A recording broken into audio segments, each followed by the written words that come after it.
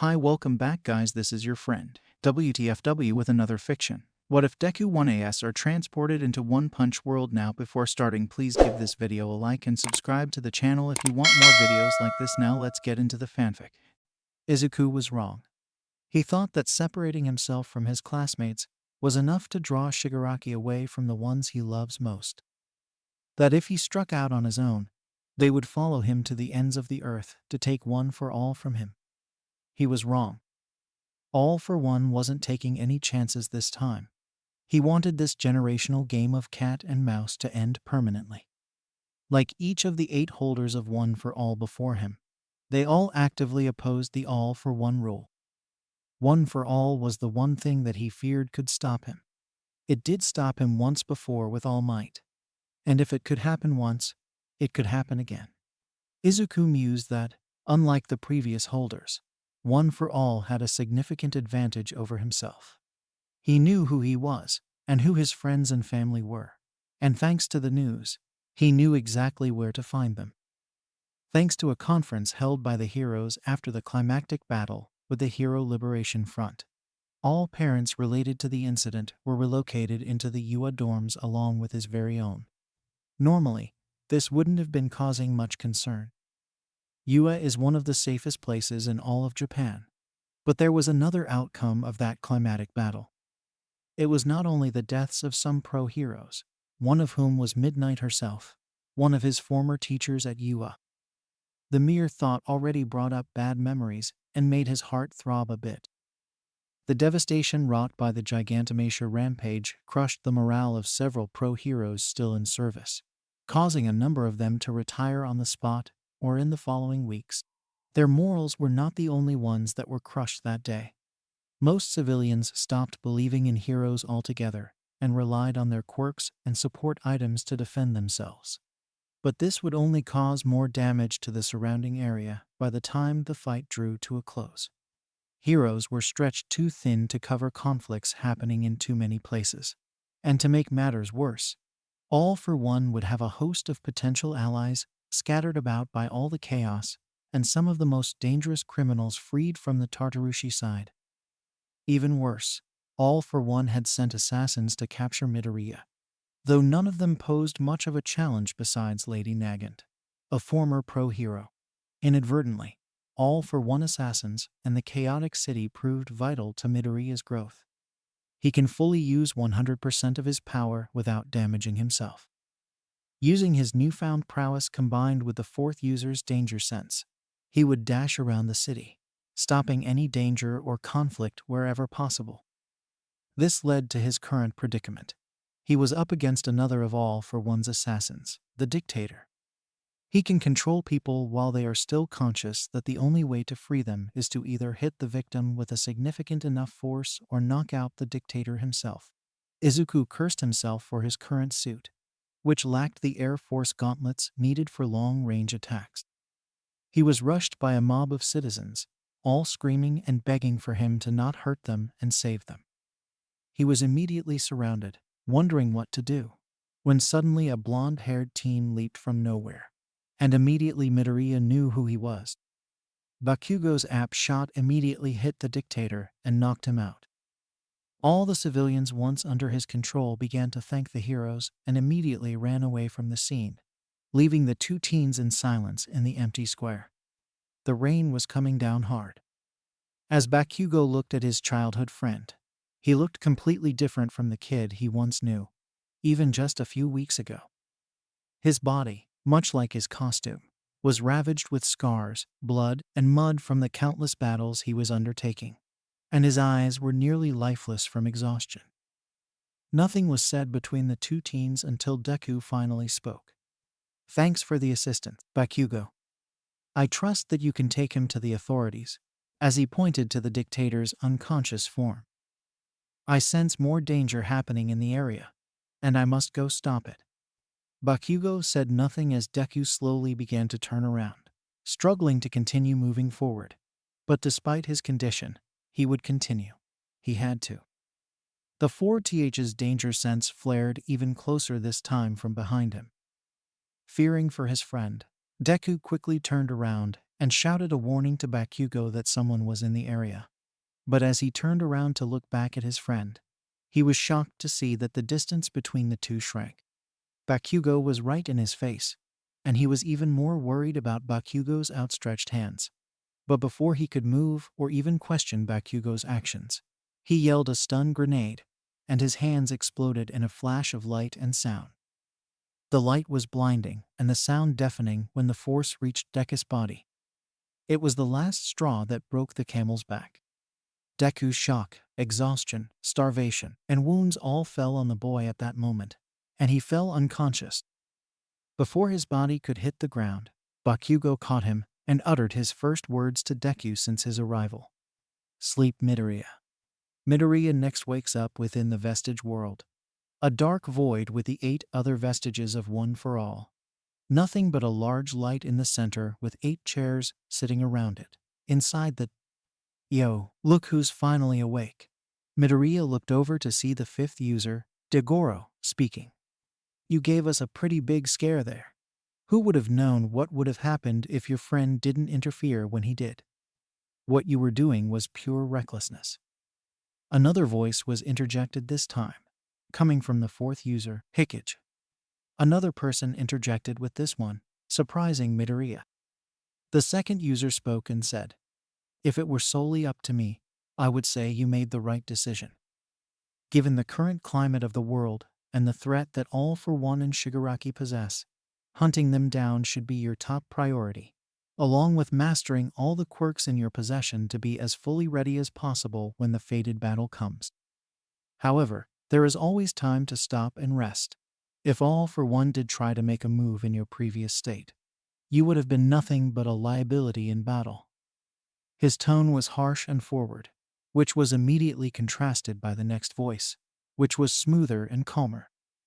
The 7th user, Nana, was speaking now. The point we're all trying to make is that we're worried about you, Midoriya. The weight of 1 is a heavy burden to bear, especially now of all times, but you need to have time for yourself to succeed. This may sound selfish given the favor I've asked of you, but you can't progress towards any of your goals the way you were going. Midoriya chuckled silently to himself. Goals, goals. I've accomplished my goal with every person I saved, every person that got home safely, and anyone that had their faith restored by my actions. Those are my goals. I'm a hero. I can't just ignore people who are in trouble because I'm tired. All for One may be the root cause of despair, but we cannot let the people fall for it. All Might before was injured gravely during his battle with 1 but he persisted and continued to save people even when his powers were fading. Even when he only had the embers of All for One to cling to, he fought on. That is exactly what I'll do. More than ever, people need a hero to save them, and that's what I'll do.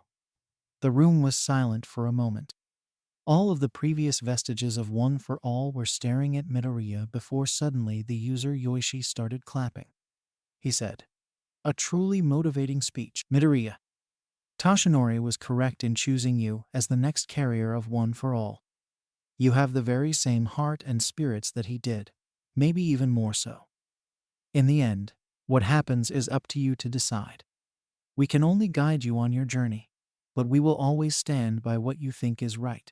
Good luck, young hero. As his final words were said, Midoriya started to slowly regain consciousness, waking up in a hospital bed that he had seen many times before. Not surprisingly, he was in U.S. nursing room. But before he was able to fully take in his surroundings, his vision was suddenly obscured by a person immediately jumping on him and hugging him tightly. As his vision became fully clear, he recognized the person instantly. It was his mother, who was crying on his shoulder. Now her voice came out choppy between the sobbing and sniffling. I was, sniff, so worried.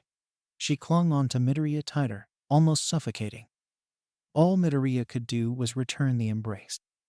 She eventually let go and returned to the chair sitting next to him, while wiping the tears from her eyes. She continued, When All Might told me about you distancing yourself from everyone, and even ditching him, I couldn't help but become even more worried about you when your classmates had finally found you and brought you back here. I was in so much shock that I nearly fell unconscious when I saw the shape your body was in." She looked Izuku dead in the eyes. "Please, I know that there are a lot of things going on with you, All Might, and your quirk, but just be more careful. At least for me, I hate to see you hurt. And I can't imagine the pain I would feel if I never got to see you again. So just be more careful from now on." Midoriya nodded his head in understanding, and she continued, "Well, I've probably talked your head off by now, and I'm sure other people would like to have a word with you as well." As she said that, she turned to the other person in the room. The skeleton of a man was in formal attire, silently watching over the small reconnection between Midoriya and his mother. "I'll go outside. I'm sure your friends would be happy to know that you're up and awake," she stated as she walked towards the door and out of the room, leaving seemingly only All Might and Midoriya there. But something felt off about the situation. He took his eyes off All Might and panned around the room, and what he saw confirmed his suspicions. There was another person in the room with them. It was none other than his homeroom teacher, Aizawa, dressed in his usual dark attire, nearly blending into the shadows of the room. But the one thing that stuck out to Midoriya was that his quirk was activated, one glowing red eye staring right at him. That's why he felt off. He no longer had danger sense constantly bombarding him with signals, just a normal peace of mind, although he doubted that was the reason Aizawa was using it on him currently. He turned his head back to All Might, who was now standing. He approached Midoriya in bed and put both of his hands on the boy's shoulders. "It's okay to take breaks, Midoriya. It's okay to take a rest." He raised his head, finally meeting the boy's eyes. "I understand the pressure that you're under as my successor. The drive to want to continue to help others no matter your condition. I understand it fully. You are going down the same path I did." He softly grinned to himself. Ironic that he was going through a similar conversation with Midoriya that night I had with him all those years ago. And seeing how things turned out with himself, he wanted to make sure Midoriya didn't go down a similar path he did. "But you shouldn't. You need to strive to be even better than me. Learn how to take breaks, and learn how to accept help from others. You idolize me, so maybe you couldn't see it. But I'm not infallible. I've made many mistakes in my time as number one, and I just wish for you to not repeat them." Midoriya sat there, digesting what everyone might have said. In response, he asked All Might one question. "So, do you just expect me to do nothing when someone is in danger? Because if so, I just can't do that. Even before I gained your power, all I wanted to do was help people. Now that I have power, especially yours, I might be the former number one hero for so long. I need to live up to that. As you said before, I need to show them that I am here to protect and keep them safe." Before All Might could respond, however, Aizawa finally decided to butt in, stating, "There is no I when it comes to heroes. We all work together to ensure the safety of the public.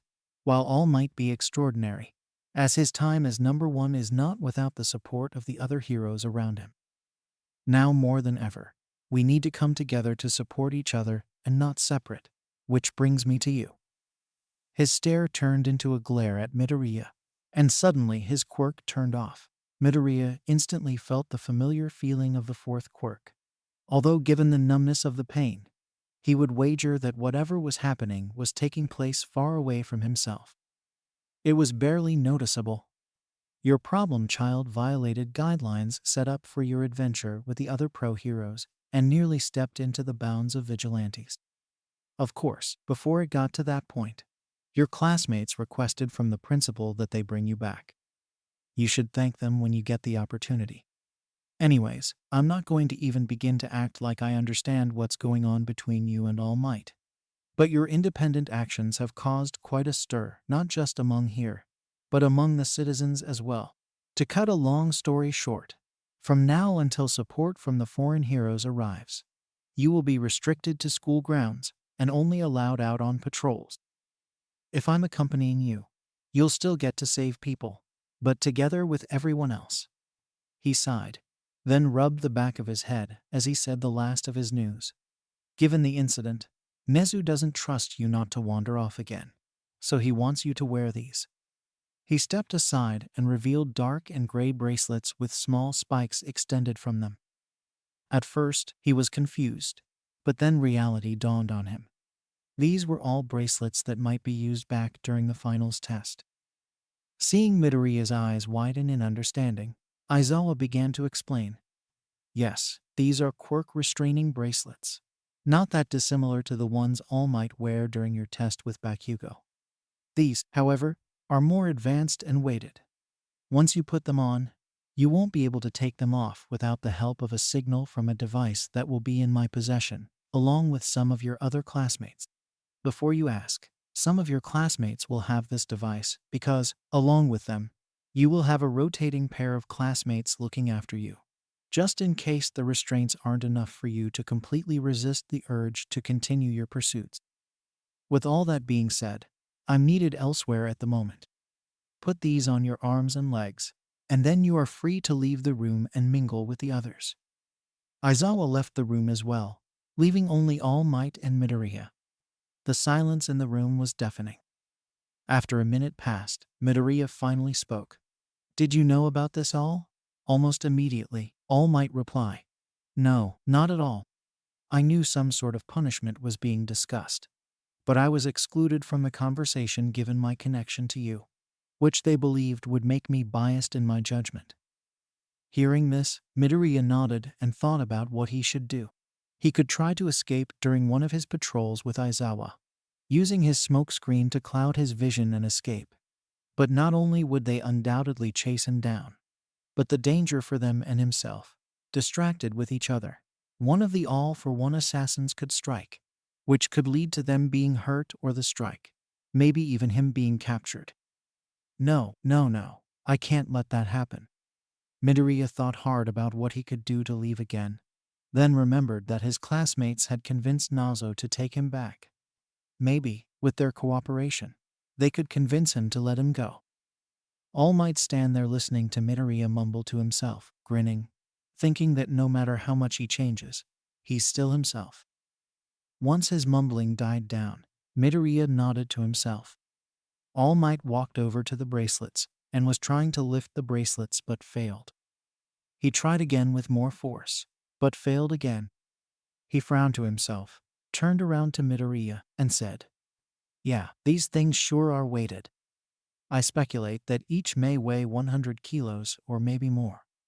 Deku nodded and got up and walked to the bracelets, passing them all. He activated full cowling at 5% and put the bracelets on his forearms and ankles. He wanted to test the quirk suppressor and attempted to raise the percentage of one for all. He got up to around 50% before he couldn't raise it any higher before lowering it back down. They all pulled out a small device that had a red button on it and pressed it, and immediately the bracelets fell to the ground. Midoriya looked at All Might questioningly. It would be better if you met the others. You go take a shower and dress up. The shower is through that door. He pointed to a door opposite himself and said, You should find a change of clothes in there as well. I'll be here waiting for you. Deku nodded and thanked All Might before turning and heading in the direction of the shower. Midoriya emerged from the shower in cargo shorts and a yellow t-shirt. He picked up the bracelets and reattached them to his arms and legs. He nodded with all his might, and they both proceeded out of the room into the hallway. They began to walk out of the school towards the dorm, but not before Midoriya got to say his thanks to the recovery girl for speeding up his recovery. They began to head towards the doors of the dorm, where Midoriya began contemplating what he would say to his classmates after all this time away. His thoughts were cut off, however, with the aroma of food in the air that smelled fantastic, the smell reminding him of how he hadn't had a home-cooked meal in months. He and All Might approached and opened the door to confetti cannons popping.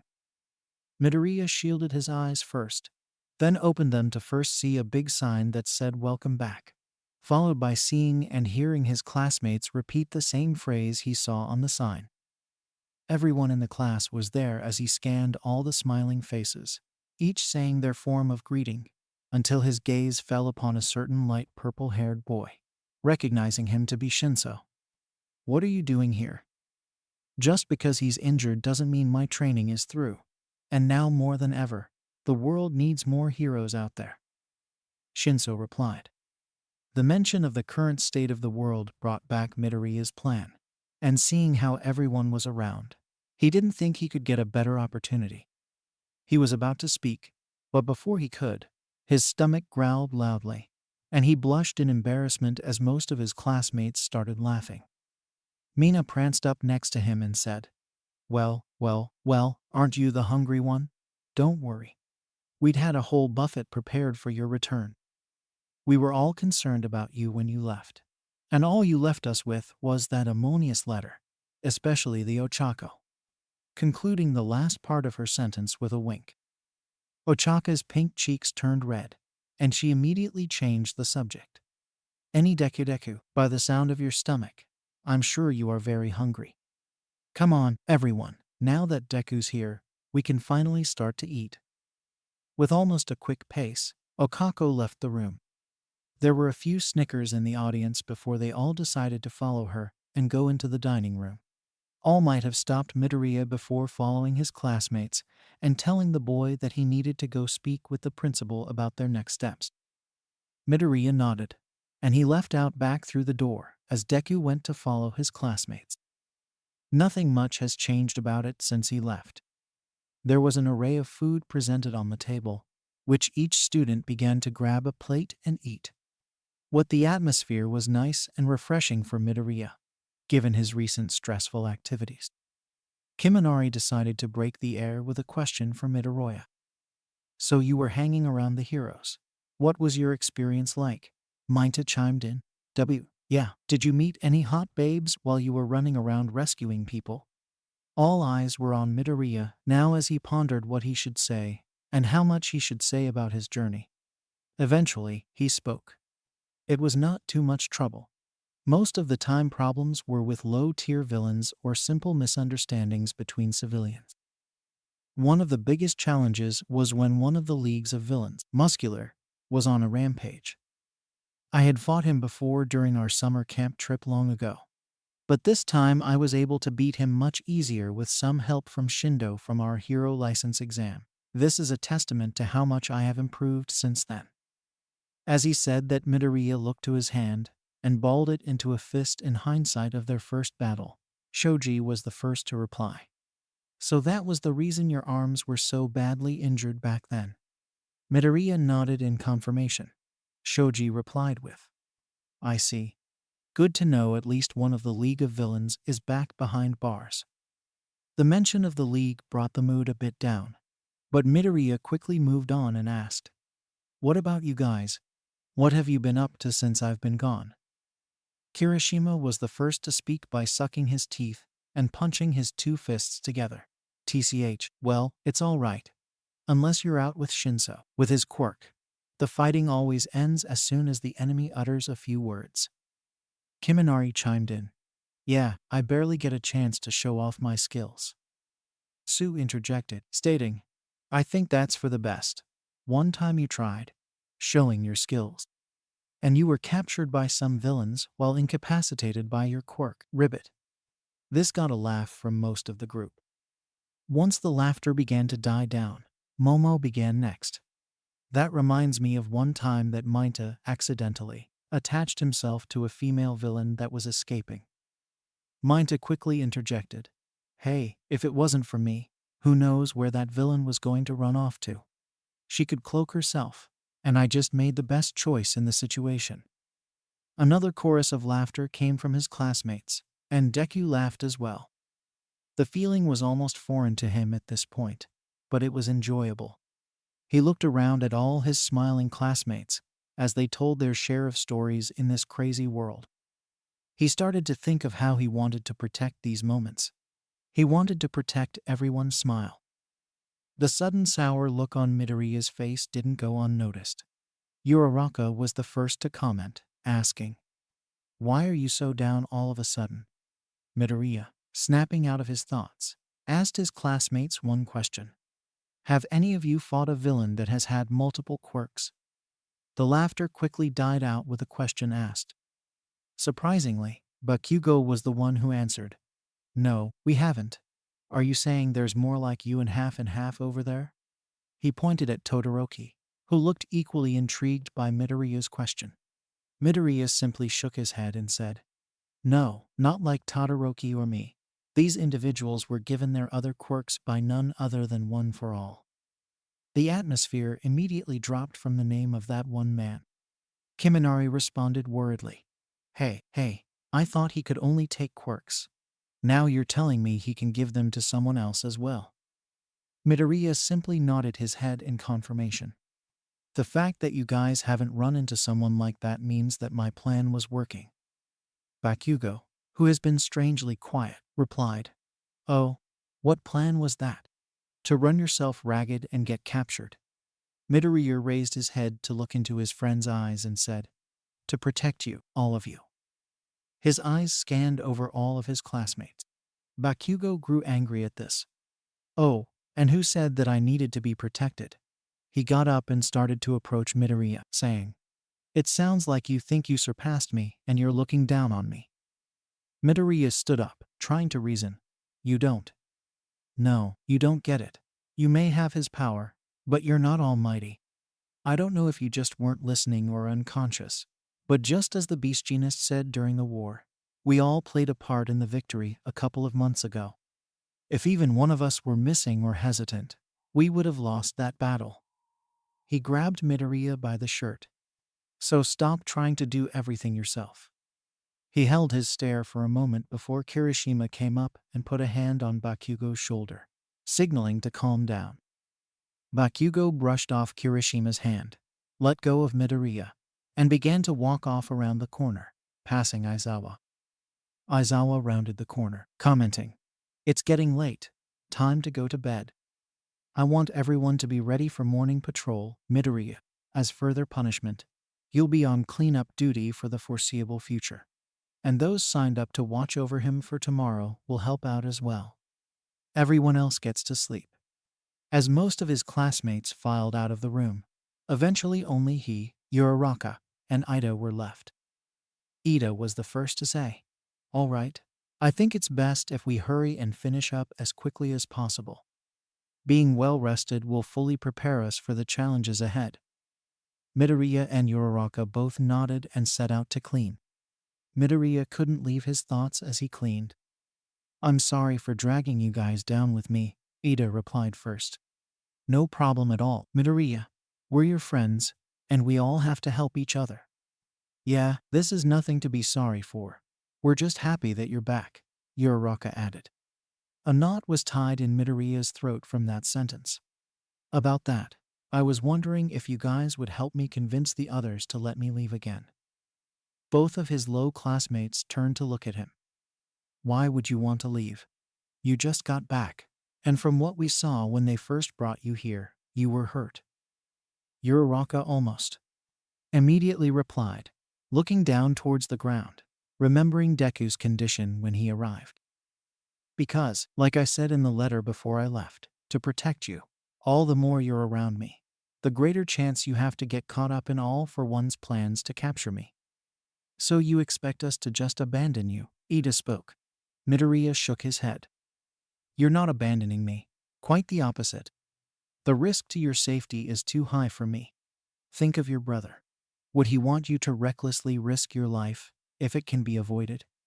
Ilda took a deep breath before responding. You're right. My brother would probably say I was reckless, but he would be proud of me. He wouldn't abandon a friend in need, and neither will I. Whatever comes next, we will handle it together. Midoriya nodded and turned his head towards Uraraka. What about you?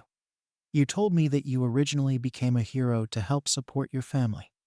The danger of being around me and the people that are coming after me is extremely dangerous and could end that dream one way or another.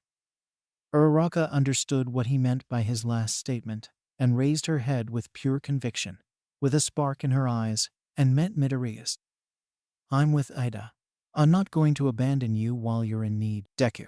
I was there when that monster rampaged through the city, and saw the morale of heroes sink to the floor in the wake of his destruction. While I originally wanted to just help my parents, now I want to save people. And I want to save you, Midoriya. Just like you saved me in the entrance exam. Midoriya nodded his head. Well, I see. I can't change your minds. Then forget about it. Uraraka decided to try and add some humor to lighten the situation. Besides, given all the destruction caused by the villains a few months ago, my parents are doing well trying to rebuild. They contribute in their way to help rebuild society, and I want to play my part too. It didn't have the complete desired effect, but it allowed them to move past the awkward exchange and finish cleaning. They all said goodnight to each other once done and went to their respective rooms for a good night's rest. The patrol of the following day was pretty tame. Nothing out of the ordinary happened, taking care of prisoners that had escaped or settling disputes between civilians. With Midoriya, the efficacy of the patrol had skyrocketed, and he was able to find dangerous situations like they were sixth senses and unbeknownst to his classmates, they were using his dangerous sense.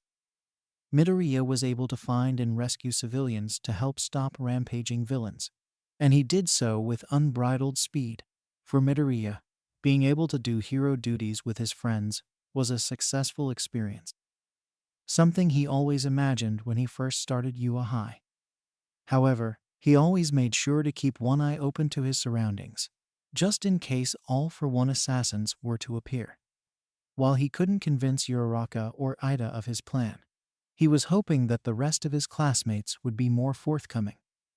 The morning patrol went by rather quickly, as did the rest of the day.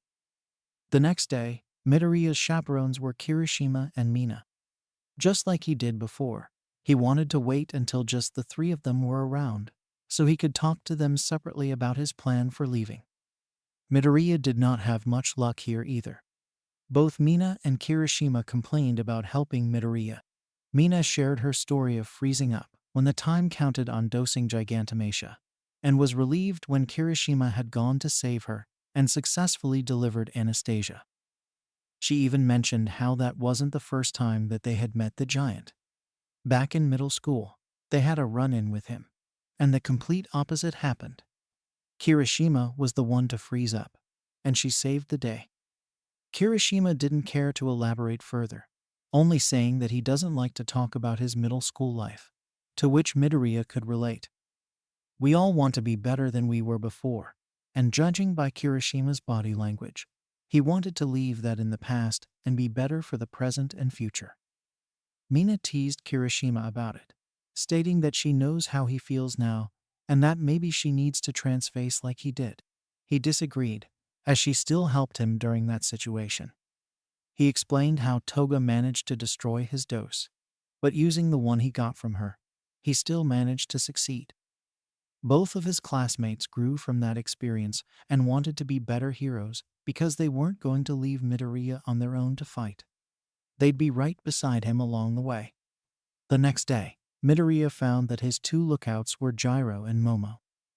Unlike the previous days of patrols around the city, today we were tasked with escorting the new Hero Public Safety Commission chairman to a new location. At first, the job seemed simple, but the large caravan of vehicles caught unwanted attention from a villainous group called Excalibur. The convoy was headed right into an ambush that was thankfully avoided with the use of a gyro quirk earphone jack. Instead of being inside the convoy, she would be carried by Midoriya along the rooftops, closely tailing along and searching for targets whenever the convoy stopped. During one intersection, she heard a group of individuals about to launch an attack on the convoy. Relaying the information to Momo within the convoy, Deku sprinted off to attack the large group before the trap could be sprung. The maneuver worked effectively. Midoriya managed to catch the group by surprise and defeat some in his initial attack. Others ran for the convoy in an attempt to capture a hostage to bargain with. Momo emerged from the vehicle to engage with the villains approaching. She had conjured up a staff and shield and fought the villains in close quarters combat. Most villains had mutant quirks that resembled blades and knives. The battle was short, with Gyro on the rooftop effectively immune to harm. she could lay down, covering fire with her sound waves, and helped Momo from being overwhelmed. Eventually, the group was successfully neutralized and captured. They were questioned on how they knew of the contents of the convoy, or how the information had been leaked. But they claimed the attack was mostly for street credit. They also explained how a lot of people started forming groups for protection and power. The story left a bitter taste in the heroes' mouths as they watched their society slowly crumble day by day. Midoriya, feeling even more driven to leave now from the tale, decided that on the way back to UA, it would be the best time to talk to the girls about his plan. Unfortunately, just like the classmates before them, they disagreed with his plan. Momo remained steadfast in her decision through Midoriya persuasion. She had remarked that the last words she heard from Midnight were to trust in her judgment. And that's what she's going to do now. She couldn't stand the thought of seeing another loved one die. Gyro's reasoning was more sentimental. She spoke about how Midoriya had helped her during the music festival and how his actions and passion influenced her to work harder. Midoriya was conflicted about the answers, as he was always proud that his friends wanted to help him. But he didn't want to subject them to danger if he didn't have to. The rest of the day went by with Midoriya contemplating his thoughts. The next day's patrol was with Kiminari and Mainta. The patrol itself was fairly normal. Occasionally, Kiminari would help out passing pedestrians with their cars, giving them a jump start with his quirk, or Mainta would try and impress ladies on the street passing by. The most exciting part of the day was when their group ran into the three Sturm und Drang brothers, who were terrorizing people on the streets and stealing their undergarments. At first, seeing the heroes, they immediately tried to run away, but were captured fairly easily by the group, caging them in and trapping them in place with a minute's quirk. Mainta was the first to talk to them about their methods and how they're going about things the wrong way. He sympathized with their plight, but he also talked about how stealing pants devalued them. But being rewarded for them is the greatest feeling one man can get. He also felt revulsion on how they also took men's briefs as well. Ultimately, they were taken to jail. After all the undergarments were successfully given back to their owners, the group went on their way before being radioed by Aizawa towards a middle school building that was losing power, requesting that Kiminari provide power until their power line could be fixed. The three students went, and there they stayed, seeing no better moment. Midoriya tried to convince him to let him go.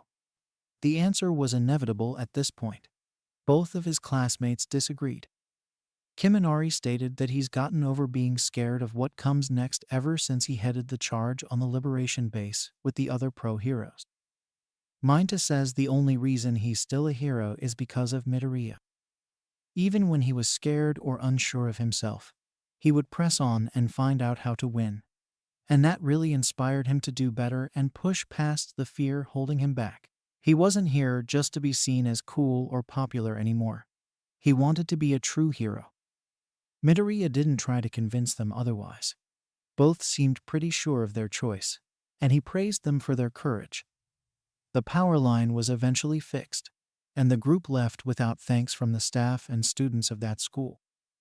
They left back towards UA, curious about what the next day had in store. The next day, Midoriya went on patrol with Ojiro and Shoji, two of his classmates that he had never really interacted with before. Most of the patrol was pretty ordinary, either doing menial tasks such as finding lost animals, which Shoji Quirk helped with his numerous duplicated eyes and ears. Fighting was minimal for the most part of the patrol until later in the evening, when the group stumbled upon strangely large sounds of cheering and screams. After hearing the sounds, the group decided to investigate what they found, which mostly shocked them. There was a large group of people surrounding two individuals fighting each other. One had a mutant-type quirk that resembled a minotaur, versus another with a transformation-style quirk that covered his skin in layers of rock. The two combatants went head-to-head in an exchange of blows while the crowd cheered them on. The group contemplated what to do about this. The heroes and the police are spread very thin, and these people are only in violation of minor laws. but they could seriously hurt each other, or, at worst, kill someone. They decided they wanted to put an end to it. But judging from the crowd, there could have been anywhere from 20 to 30 people. This was not something they could deal with by themselves. Calling in the rest of the class could probably provide enough muscle to overwhelm all of them. But Midoriya wanted to solve this with as little violence as possible. Instead, the group decided to infiltrate the crowd and find the ringleader. Eventually, they found him, and they tried to talk him into disbanding the event. After some talking, they came to a compromise with the young heroes. If they could beat the 3 top fighters, they would disband with no trouble. Midoriya was the first one up. His opponent was muscular lean, with tattoos going down both his left and right sides and a scar running across his face from the bottom of his right eye to his upper lip. He held a katana on his hip, but other than that, he held no other visible weapons. The two squared off in the ring, and Midoriya waited for him to make the first move. When he noticed that his eyes started bleeding, he also noticed that his eyes were a different shape than normal, and a complex circular symbol remained where his pupils were. Midoriya didn't feel affected by anything, so he wanted to strike before whatever quirk he had taken effect. But when he was about to move, the other user decided to forfeit the match. As Midoriya got back to the others and saw the puzzled look on the young heroes' faces, he explained that fighter's quirk name is Perception. It allows for him to look into the future for up to 10 seconds and see the results of any action taken against that target within his sights. And he must not have seen any action he could take that would lead to victory. And that Midoriya must be a frightening hero. Next up was Shoji. His opponent wore a typical boxer-type outfit, with his only weapons being a pair of knuckle dusters, while also having metal coverings over his elbows and knees. He also had what seemed like energy supplements in his hand, which he digested before the match had begun. As the fight began, Shoji utilized his famous Octo Blows special attack to quickly overwhelm his opponent to his surprise. However, most of his punches were blocked or redirected.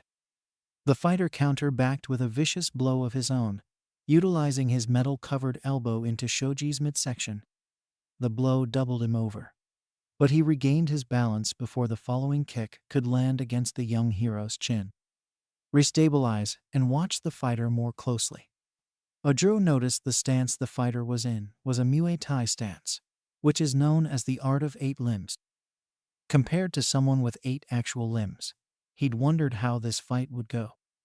Shoji started again with an octopus, trying to find an opening in the fighter's defenses. He got some lucky grazes in, but nothing concrete. The fighter wasn't content to be a punching bag either. He would launch his own punches, elbows, and occasional knees to try and keep Shoji off guard. Using his numerous arms, Shoji would block or counter the attacks.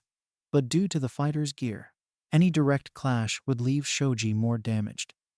To end the fight quickly, Shoji attempted to grab each of his opponent's limbs, which would leave him defenseless.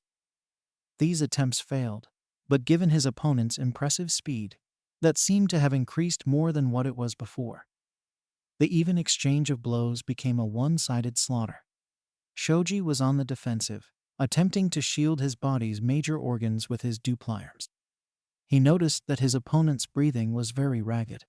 He started to slow down, and Shoji took the opportunity to strike back.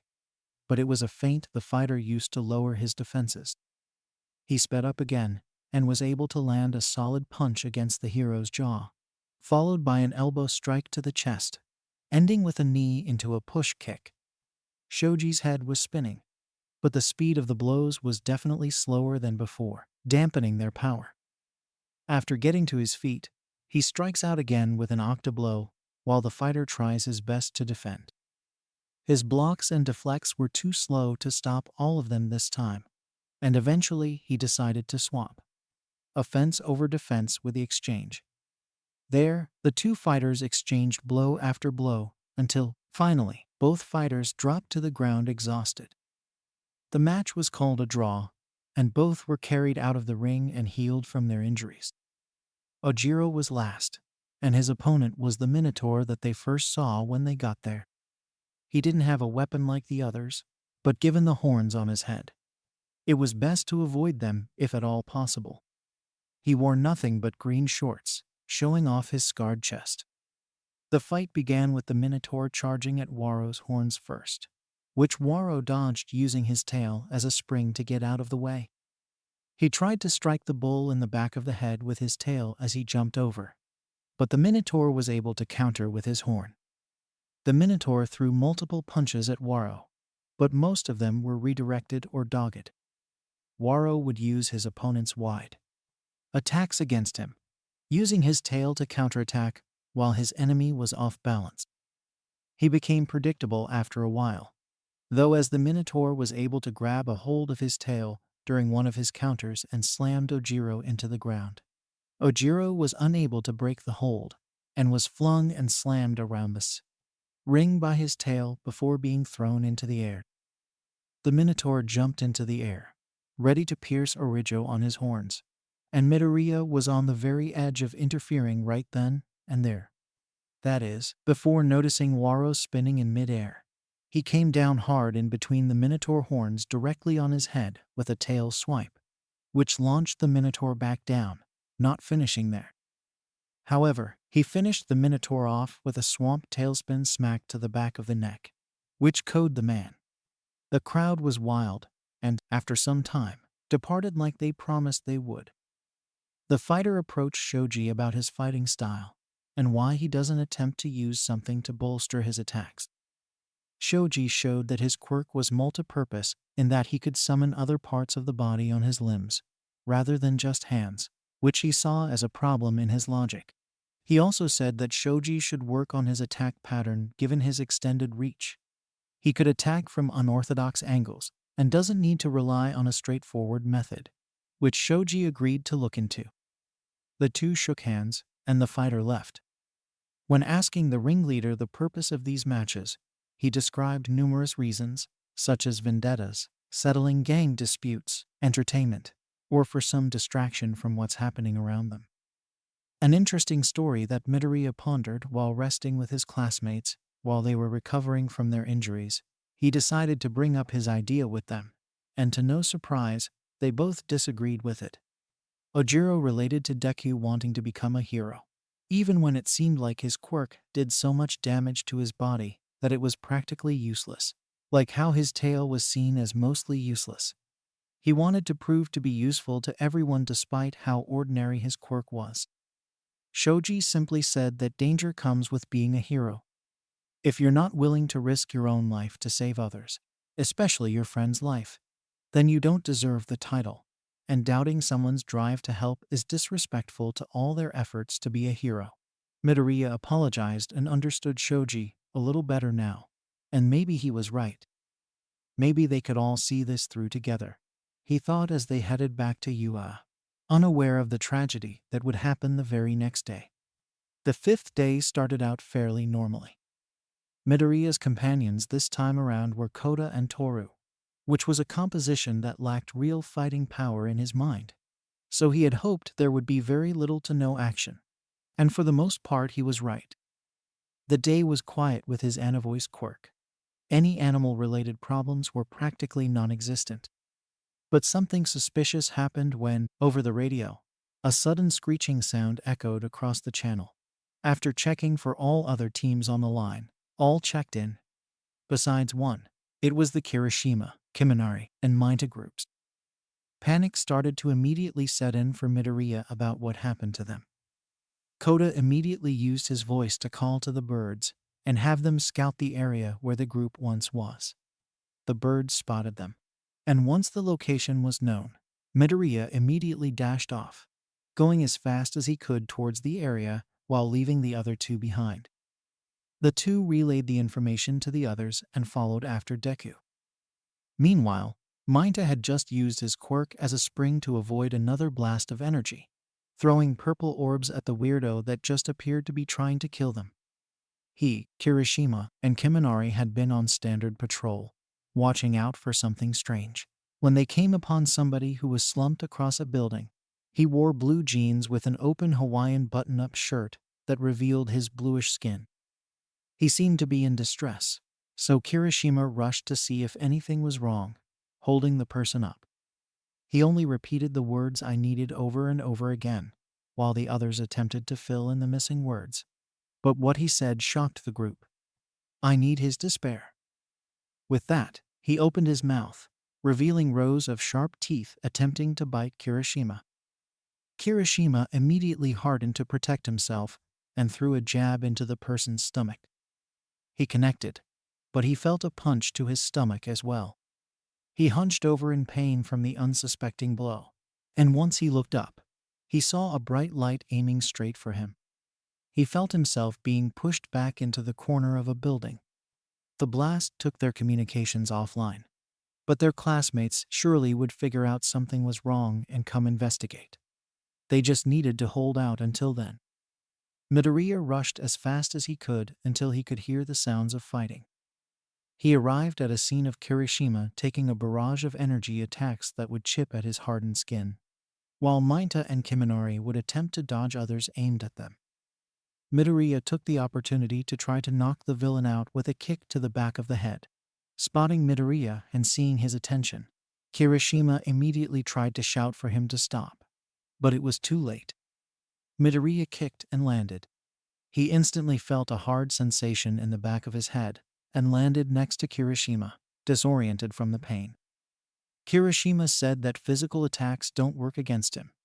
Every hit that lands is reflected onto us. As he finished his sentence, he was blasted into the ground by more light waves. Midoriya turned his face towards the villain just in time to avoid 3 light beams. The villain had what appeared to be 4 small sun-like objects above his head. 2 were shooting beams at Mainta and Kiminari, while the other 2 focused on Kirishima and himself. He avoided another burst of beams and attempted to counter with air force. Multiple compressed air shots rang out, aiming for center mass. The villain jumped out of the way and shot more light beams at Midoriya, who avoided them or batted them away with his black whip. His danger sense flared, and he looked towards Kiminari, who was running out of space to dodge. He yelled to Kirishima to go and help Kiminari, to which he agreed and struggled to run over to help. Midoriya and the villain were trading projectiles, dodging, and repositioning to fire again. Mainta bounded next to Midoriya, telling him to drive the villain into an enclosed area surrounded by his pop-off balls. Midoriya agreed and began trying to force the villain into the designated area, while Kiminari and Kirishima were both safe from the light beams, as all of the villain's attention was directed towards Midoriya. They moved to the designated area to spring the trap. Midoriya managed to move him to the area. Both Midoriya and Mainta both attacked the villain with long-range attacks to keep his focus on them, while dodging out of the way of his attacks. Mainta had let Midoriya know of usable gaps in his pop-off grid that he could use to maneuver. The villain, on the other hand, didn't have such information, and his left foot was eventually stuck in place, to which he used his light beams to cut. But that moment's distraction was enough for Midoriya to land a couple of air cannons directly into the villain's chest, causing him to fall back onto the wall of another building, getting his left hand stuck. Mizuki used his black whip to pin his other hand, whereas Mainta signaled the other 2, Kirishima and Kiminari, to both jump down from the top of the building. The villain wasn't completely unaware, however, as he shot multiple light beams up above himself. Kiminari thought quickly and used Kirishima as a shield against the barrage. However, 2 seemed to curve around Kirishima and were headed straight for Kiminari's chest and head. In utter shock, he closed his eyes, waiting for the impact. But only a slice on his right cheek and a stinging sensation on his right arm were felt. He opened his eyes to see, and despite the pain, he delivered an indiscriminate shock of 3 million volts once close enough, hopefully frying the villain unconscious. Kirishima had struggled to get up and run to give Mainta a high five. Midoriya sat and stared at the seemingly lifeless body, but cracks began to form in his skin. He immediately started to yell at everyone to get back. He's going to explode. Kiminari was too close to escape the radius, so he shrouded him in a black whip and yanked him as hard as he could away. Meanwhile, Kirishima used his unbreakable form and covered Mainta. The explosion absorbed all 4 students and completely destroyed the building the villain was attached to. Koda and Toru, who were on the outer edges of the blast, rushed to see if their friends were okay. Midoriya was the first to emerge from the smoke rattle, miraculously not very harmed. His concern, however, was first on Kiminari, whom he unraveled from his black whip to find unconscious, but still breathing. He looked over to Kirishima and Mainta. Mainta was crying cheers of thanks to Kirishima for saving him. But Kirishima only managed a weak acceptance before falling unconscious himself. Noticing his back was burned and bleeding from the explosion, and the ruble pelting his vulnerable skin, he and Kiminari needed medical attention for their injuries, and Midoriya was determined to get them there as fast as possible.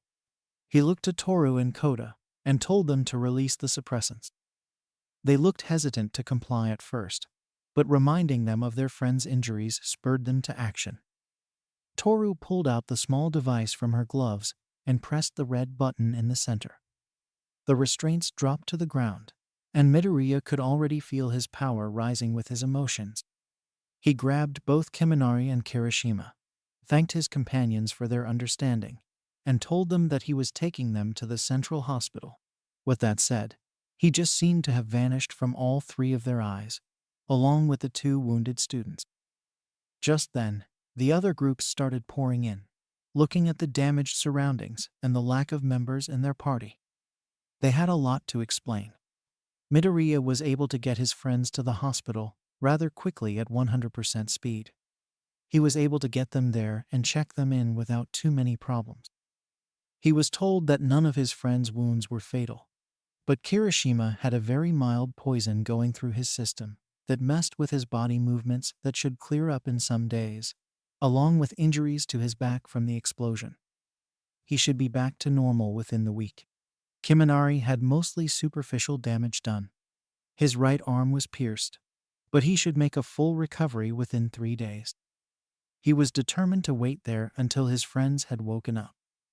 Even when the rest of his classmates came and were filled in on the situation, he wanted to stay there because it was his fault.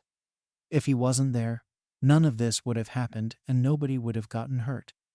He needed to make them see how dangerous this is. Midoriya sat in the waiting room along with Toriai and Koda. The atmosphere was tense. Toru tried to lift their spirits by saying everything would be fine, but Midoriya only replied, "Nothing will be fine as long as I'm here." Both Koda and Toru were puzzled by this. Toru asked Deku to explain what he meant by that, and Midoriya simply replied, "I'm the reason they're hurt. That villain was after me. He was a 1-for-1 assassin." Toru tried to reason. "It's not your fault, Deku, and we came out on top. Today, we came out relatively fine, but who knows if we can say the same for tomorrow or the next day. I don't want to see my friends get hurt anymore, especially because of me." Midoriya cut her off. "I need to leave to keep you guys safe." Remembering what Shoji said, he continued, "It's not that I don't think you were capable of being heroes before. I'm sure both of you would be great. Toru, your being invisible would make you great to work with police and detectives alike. Koda, you would be great for lost pets and search and rescue missions.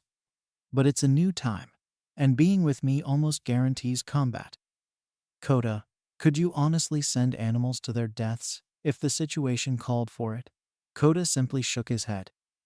"Toru, you may be physically invisible, but what about if a villain can still find you? What then?" "But I was able to help out earlier." She said she was downtrodden. "Yes, that was because the villain's quirk was complementary to yours. If he was using anything else but light, he let the rest go and said, 'Look, I respect both you and all my classmates as true heroes, but I don't want to put you guys in situations you aren't prepared to handle. I need to be separated from you guys for my and your own safety.'" Both Koda and Toru couldn't refute his argument that he was right, and they reluctantly agreed to his idea. Midoriya was exhausted by the day's events and fell asleep in the waiting room. Midoriya woke up to Shiro and Isui bringing him breakfast.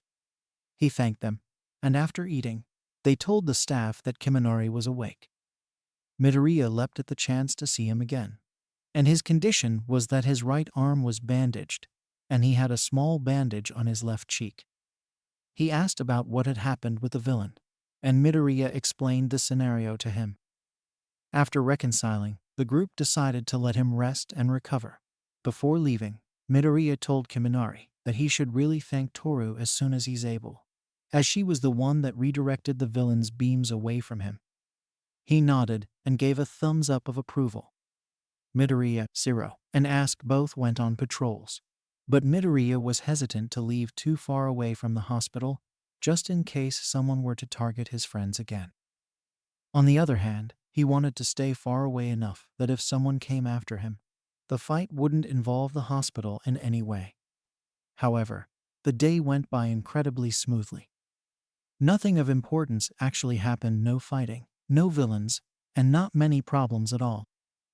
Having nothing better to do, Midoriya tried to tell Zero and Asui about his idea, and tried to make them understand the danger of him being around them.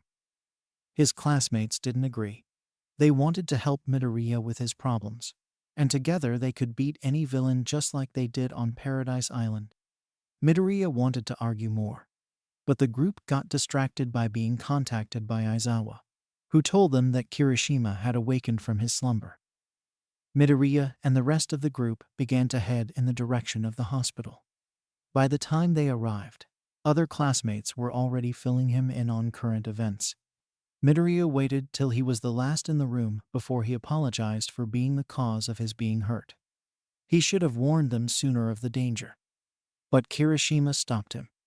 He accepted what happened and was just happy to be able to help Midoriya in his fight.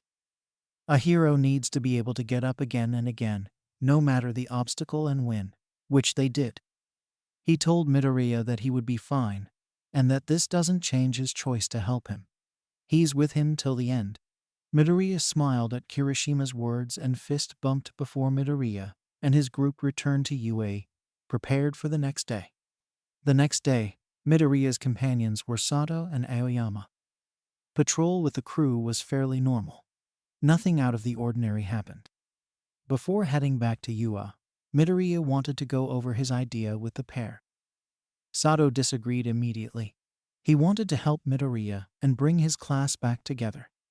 He enjoyed everyone being together, smiling and laughing. With Midoriya gone, everyone was worried about him, and the mood just didn't feel right with him gone. Aoyama was conflicted. He saw the point Midoriya was trying to make about the danger surrounding him, but he didn't want to leave his friend to face that danger by himself. He ultimately didn't give a definitive answer for or against Midoriya's idea, but he would consider it more when he could handle his quirk better than Deku could. The group went to visit Kirishima and Kiminari in the hospital to realize that both were cleared to check out and rest back at home. Kiminari's right arm was in a cast, while Kirishima's back was still wrapped in bandages under his clothes. Both weren't cleared to go back to hero duty, which kind of bummed them out a bit, but the doctors conversed with the recovery girl to help with their recovery. Having multiple sessions with her should speed up their healing to the point where they will be back to normal within 3 days. The news got the group excited, and they couldn't wait to tell everyone else back at UA about the news. Once they returned, they found a surprise party waiting for them. Kirishima and Kiminari parents were already aware of when their sons would be dispatched from the hospital and made arrangements with the other parents to stage the celebration. It was a peaceful day, but Midoriya wondered how long this peace would last in such a chaotic city. The next day, Midoriya had a patrol with Takoyami and Shinso.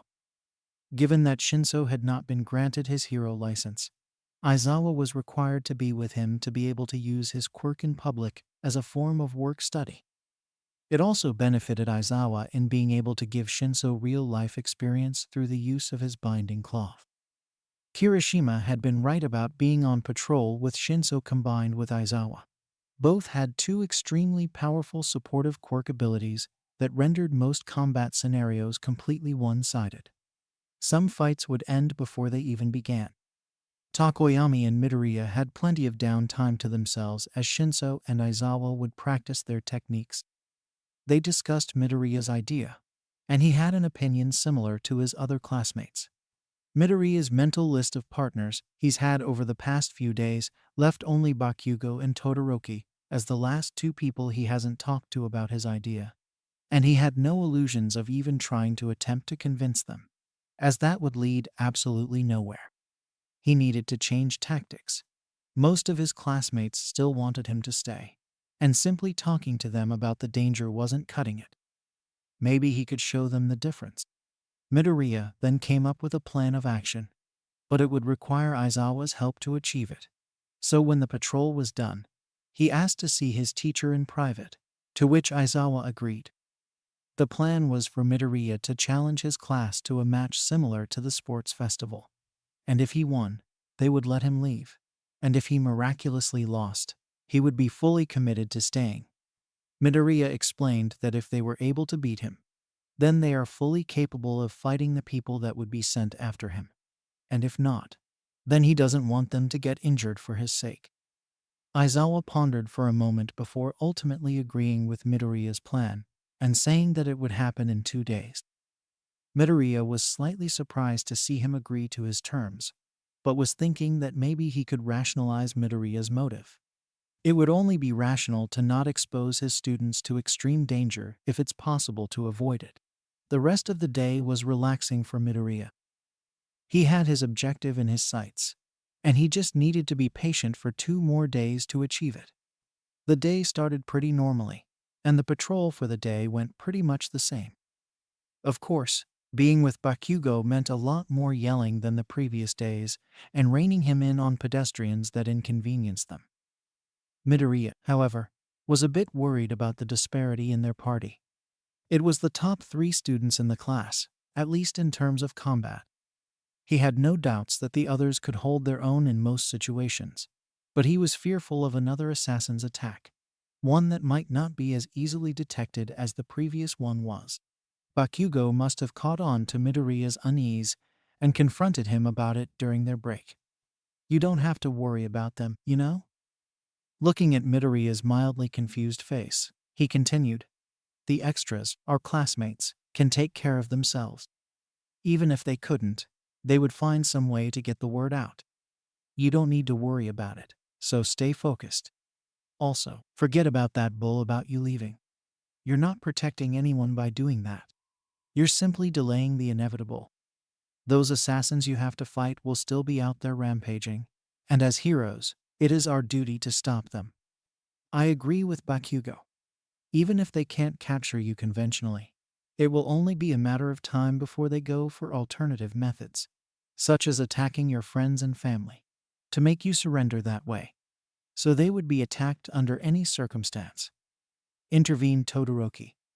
"I didn't ask for your input half and half," Bakugo shouted in reply. While the following conversation between the Todoroki and Bakugo occurred, Midoriya was within his thoughts on what they said. They could be right.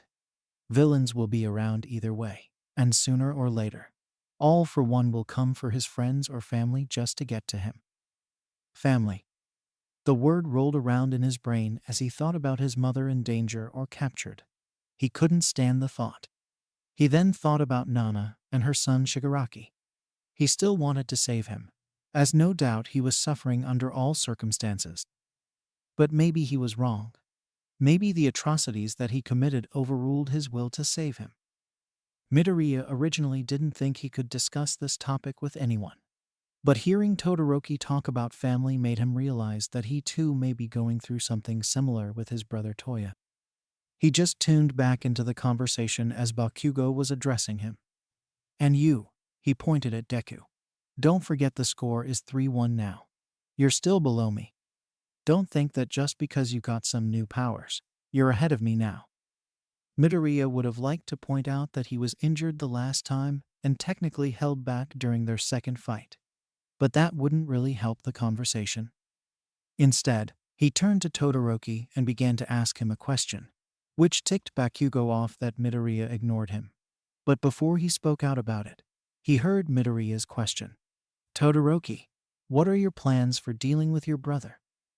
The spontaneous question shocked Todoroki for a moment before replying. My plan? What do you mean? Do you think that he can still be saved? Despite the horrible things he may have done, Todoroki sat in thought. He never thought about what he would do when he caught him. Could he kill his own brother if it came to that? Is he too far gone? He can't exactly fault his brother completely, as he was just like him before he met Midoriya. Todoroki answered, I don't know. He must be stopped one way or another. Why the sudden interest? Midoriya was trying to rack his brain for an excuse, as going over trying to save Shigaraki would not at all go over well with Bakugo here. But before he could reply, his danger sense flared, and he leapt at Todoroki, immediately moving him out of harm's way of a stray metal object that embedded itself into the ground. More objects seemed to shoot out from the distance, causing the group as a whole to doge around the communal area where they were taking their break. The metal objects ripping into the benches and tables.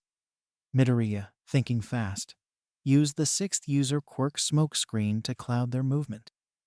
The group used the smokescreen to get behind some buildings opposite the initial angle of the attacker. The group discussed amongst themselves if anyone saw who or where the enemy was located when a guttural scream was heard. Show come out here and die, so I can finally have my wish come true. I was told you are the key to finally having Endeavor kill me. With that statement alone, they knew who was responsible for the attack. Ending the villain that attacked the Todoroki family during their winter study. But something fell off Midoriya. This idiot again. When will he just take the hint? Bakugo said he started to emerge from behind the building to immediately duck back behind it, when another metal object slammed near and fragmented some of the cover behind him. The idiots on the rooftops are about 300 meters away, Bakugo told them. Midoriya looked at the object that crashed into the side of the building. It didn't appear to be anything but a lump of metal, but in the shape of a rock. Bakugo immediately started to give orders. He would use a grenade canister and cause a distraction with the explosion, during which Midoriya and Todoroki would lift up above onto the rooftops, while Bakugo would attack him head-on, hoping to divide his attention. Bakugo counted to 3, then threw his canister towards the end, which, once struck by the metal projectile, almost immediately exploded. That was the cue for the trio to move. Todoroki created an ice pillar, and along with Midoriya, they rose to the top of the building they were hiding behind, while Bakugo blasted forward. Once the smoke cleared, he threw more metal objects at Midoriya and Todoroki. Midoriya countered by using his air cannons to ricochet or stop the movement of the objects, allowing him to progress further, while Todoroki would create walls of ice blocking the objects as he continued forward. Todoroki attacked with his flame, launching a grandiose amount at the end, to which the villain put his bandages together and made a heat shield to guard himself. Todoroki was momentarily stunned, thinking about how his mere bandages blocked his flames. The distraction worked. Bakugo was now in close proximity to ending, about to be struck with an explosion. However, with a glint from the sun reflecting off the edge of the villain bandages, he nearly avoided an attack that left a small cut on his cheek, and used his explosion to deflect another bandage headed right at his neck. He flew higher in order to stay out of the villain's range and rained down with an apt shot barrage. He was shocked when the stone ground beneath the villain started to shape and morph upwards, forming a half-dome around him that immediately turned into a grayish metal material that absorbed or deflected Bakugo's attacks. Midoriya and Todoroki were both approaching from the open side of the dome, when suddenly the roof of the building they were running on collapsed. Todoroki fell down and stabilized himself with his flames before hitting the floor, while Midoriya used his black whip to cling to the edges of the rooftop. Once checking that Todoroki was fine, he launched himself upwards. He used his float and black whip to close the distance, using his momentum to swing across the rooftops. Bakugo was busy avoiding the blades on the ends of the bandages as he shot them out. Unexpectedly, the other two students recovered so fast that he was blinded by Midoriya's pinpoint focus that suddenly wrapped around him. Ending didn't give up, however, as he suddenly shook the foundations of the buildings he and Midoriya were in, forcing both to begin to fall into the rubble. Midoriya used his float ability to stay in the air, but was being weighed down when the rubble started increasing in weight as it fell. Eventually, he was forced to let go. He immediately looked at Bakugo and told him that he had to have multiple quirks. Todoroki emerged from the building with the collapsed roof and looked at the rubble to see if the ending was still alive, but paused as metal spikes were flung in his direction. He raised an ice wall to block it, but was surprised when, after the metal spikes connected, a fireball screamed through the smoke as well, crashing into the wall of ice and shattering it. Fireballs as well came flying upwards towards Midoriya and Bakugo, which they both dodged. The smoke cleared, revealing an ending with a small amount of blood running down his lip and him smiling deafeningly.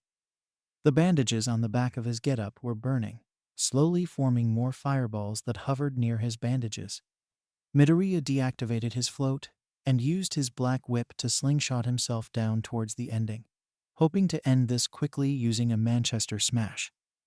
The stone near the ending started to shift into a stone bridge that the ending touched, turning it into metal to defend himself. Midoriya's attack landed and nearly cracked all the way through the barrier.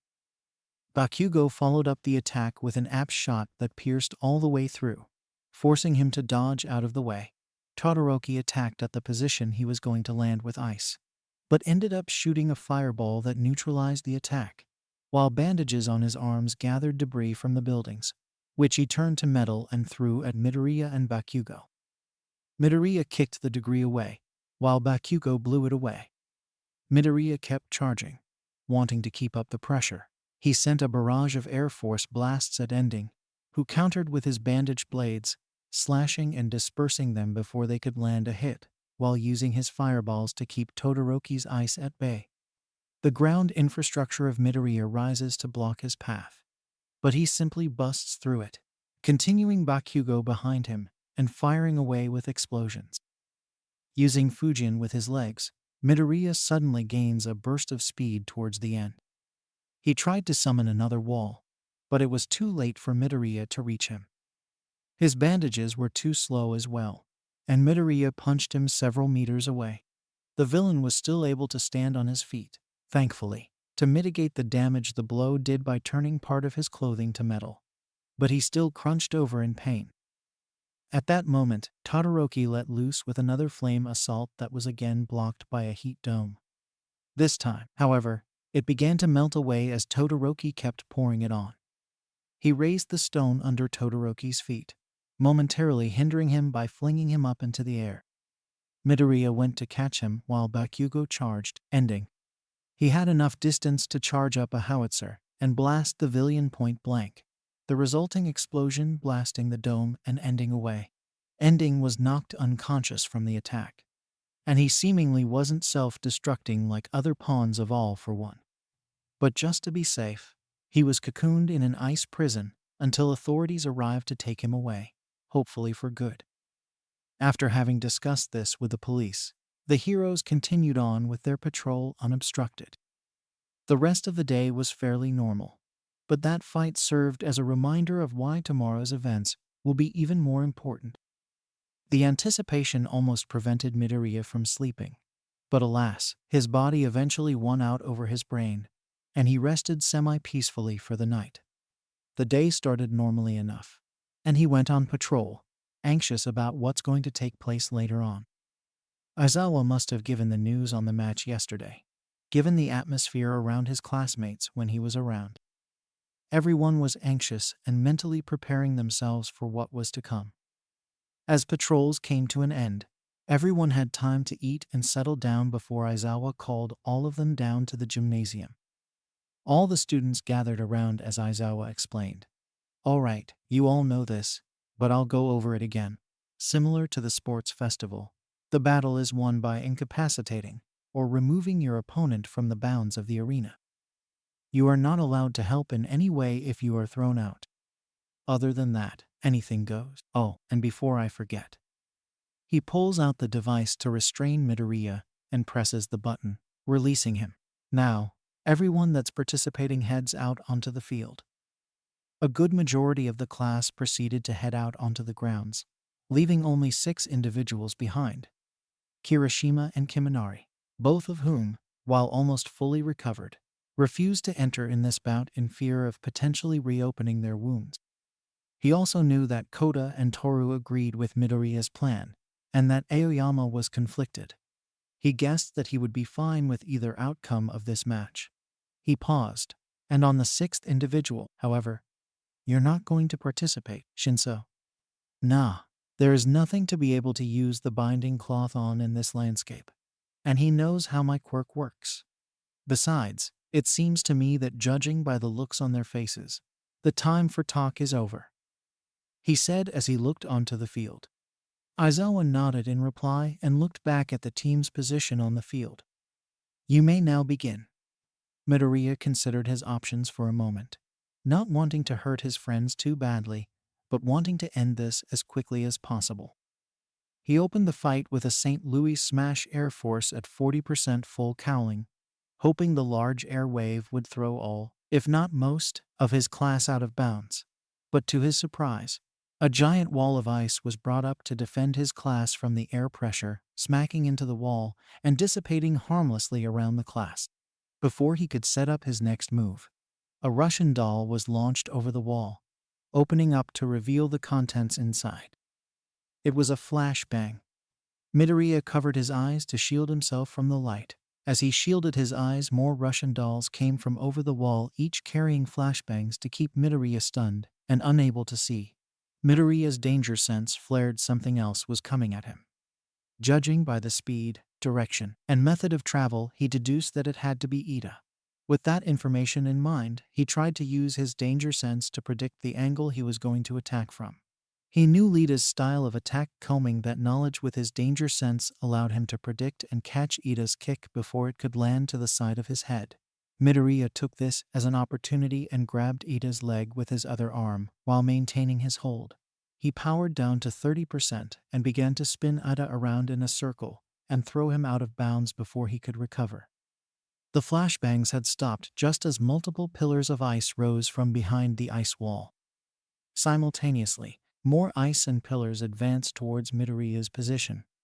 He countered with a Delaware Smash Air Force punch that completely stopped the attack before it could reach.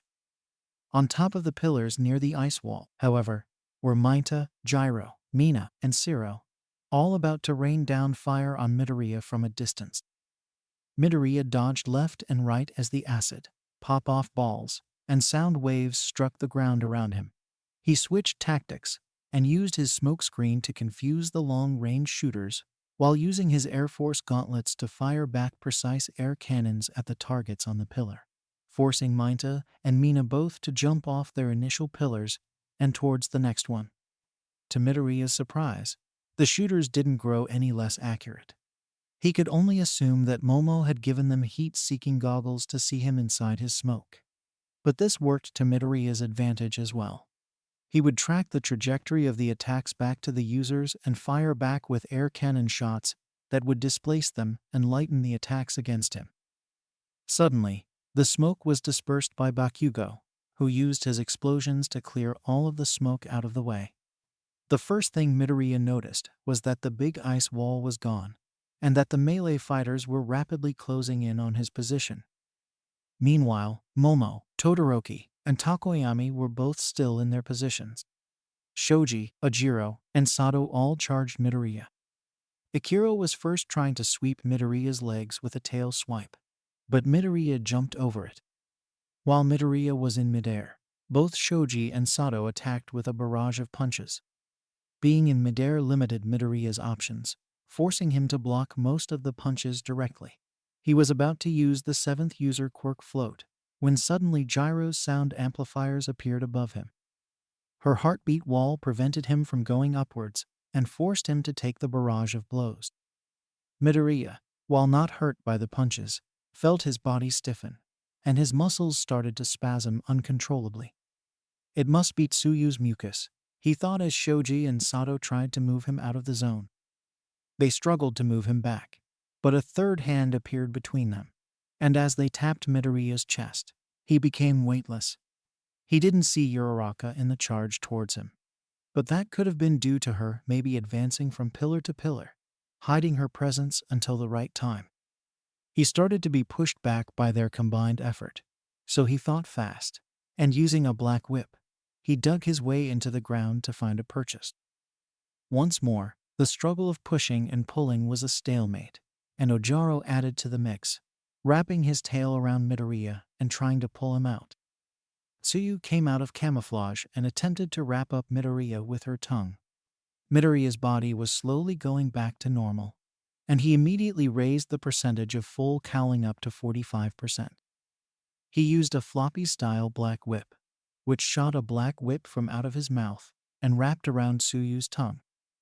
The shock and how the situation looked immediately caused several embarrassing stares and a blush to form on Tsuyu's face, and one of anger for another.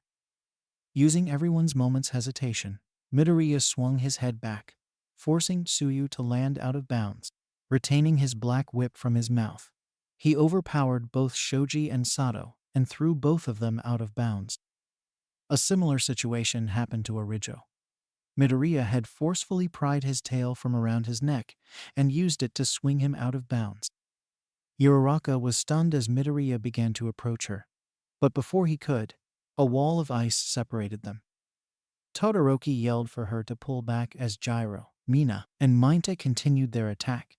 Midoriya countered this time with a sharp wave of his hand that sent out a wind gust that deflected most of the projectiles sent his way or steered them widely off course.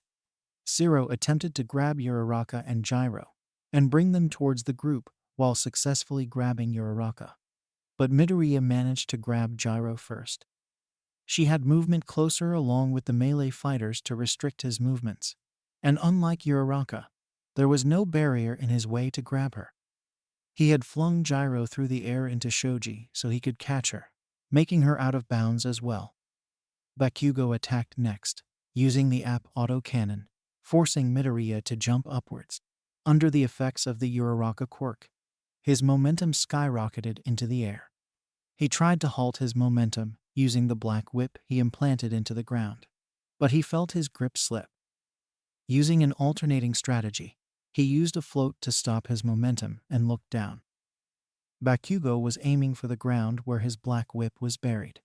Combined with Mina's corrosive acid burning into the ground enough to free the black whip, Midoriya tried to dig them into the ground at other locations, but the same result would forbid him from finding a purchase.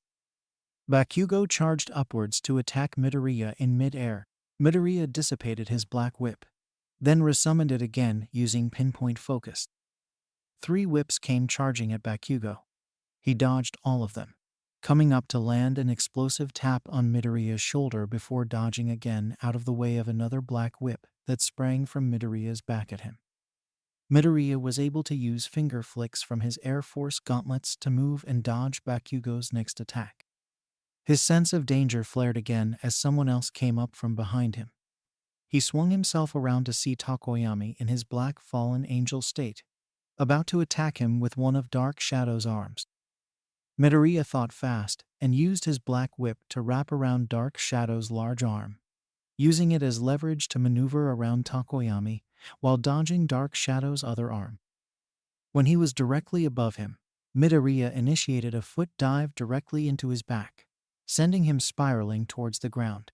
Midoriya refocused his attention on Bakugo, who was attempting to use his black whip to catch his old friend, but none of them managed to connect, allowing Bakugo to strike him again, this time on his left leg.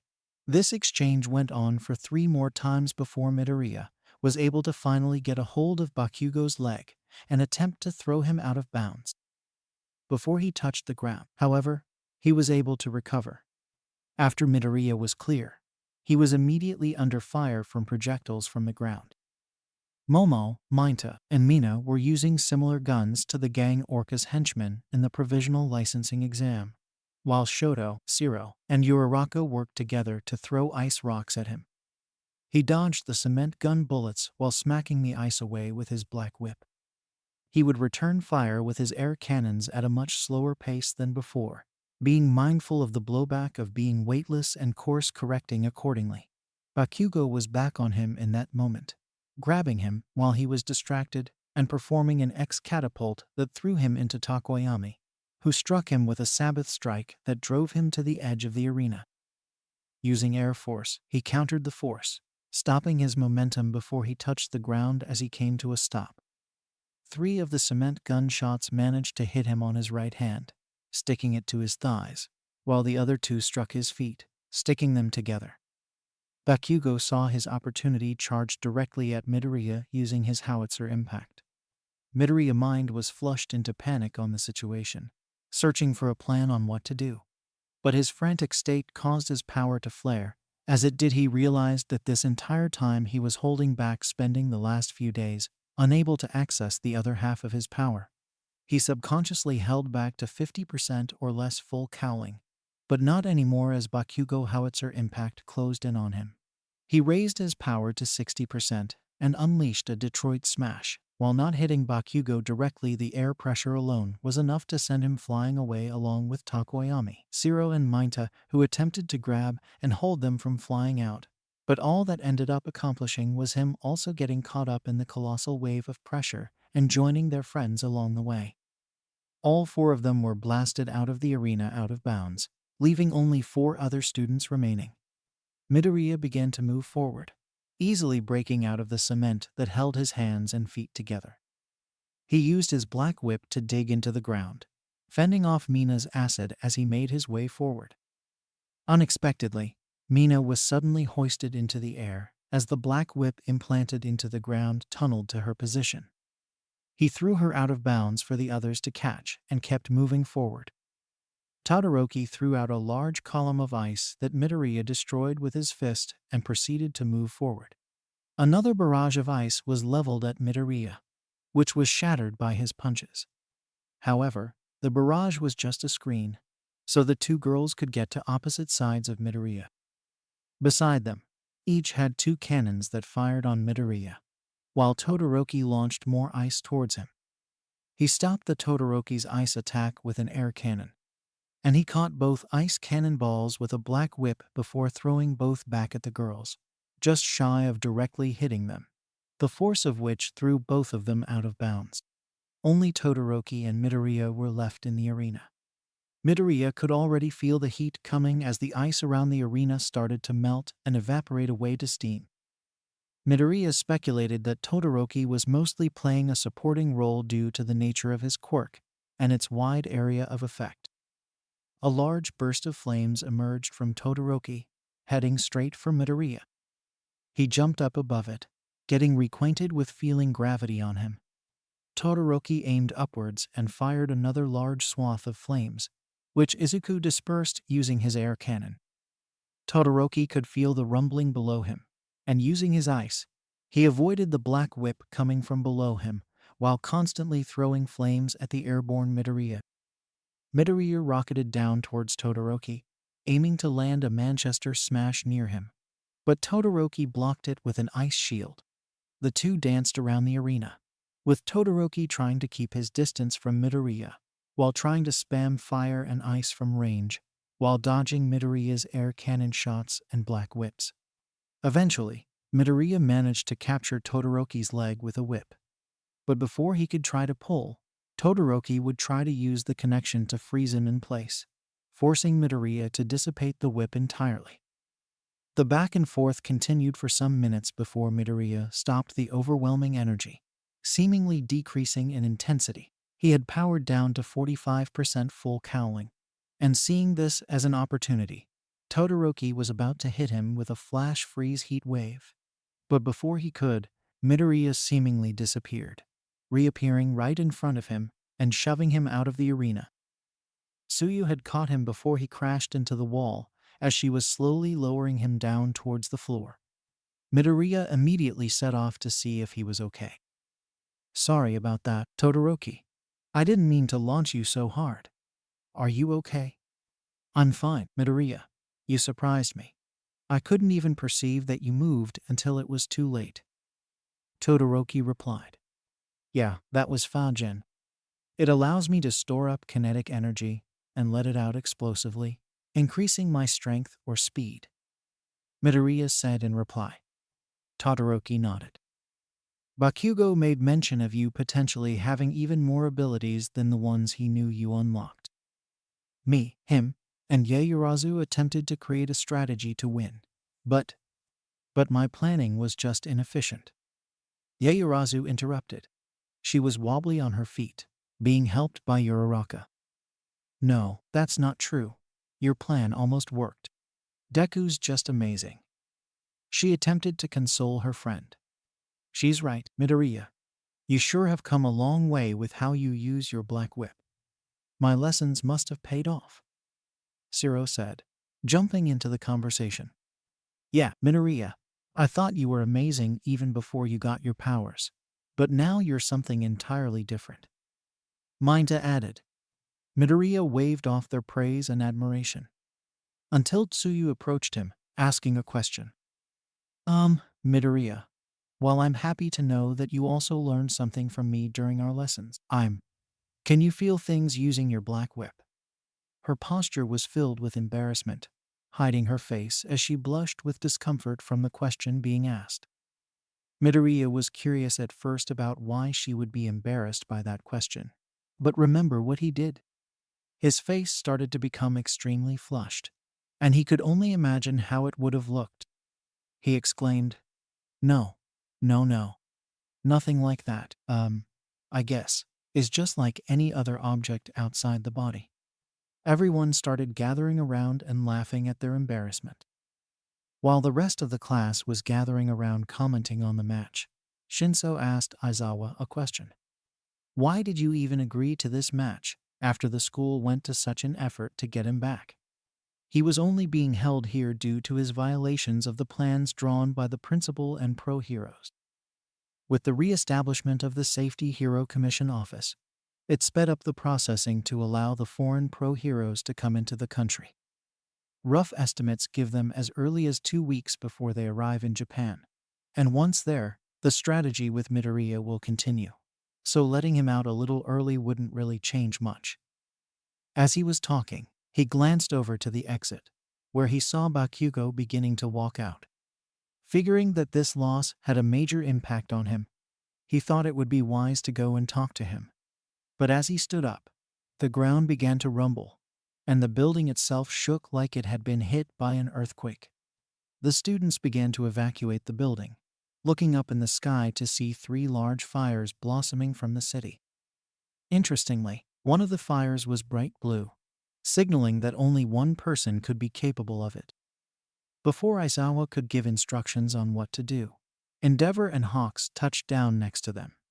He explains that he was in a conversation with Nezu and the other teachers of UA before the explosion started. Todoroki immediately approached his father and gestured towards the blue fire and smoke lighting up the night sky. "That one has to be Toya. They're making a show to draw you out." "I know. The question is, why now? What do they hope to achieve?" Endeavor replied as he looked to Midoriya and was about to speak when suddenly, over his communication unit, the reports started to flood in. "Namu, I repeat Namu. I have been spotted in each explosion area. 3 Nomura are rampaging through the streets and have already overwhelmed the local heroes and law enforcement in those areas, requesting assistance immediately. Also, reportedly, a League of Villains Dabai has been spotted alongside one of them. Be careful of other villains in the area of the other 2 Nomura as well." He pressed his hands to his ear and almost replied immediately, "Me and Endeavor will handle the Namu with Dabai." Another voice on the comms also rang out, and Hawks was immediately recognized as the best genist. "I will also join you. The damage there is causing the city has already tainted this city like unwashed denim." Endeavor started to relay what's going on to Aizawa and the rest of Class 1A.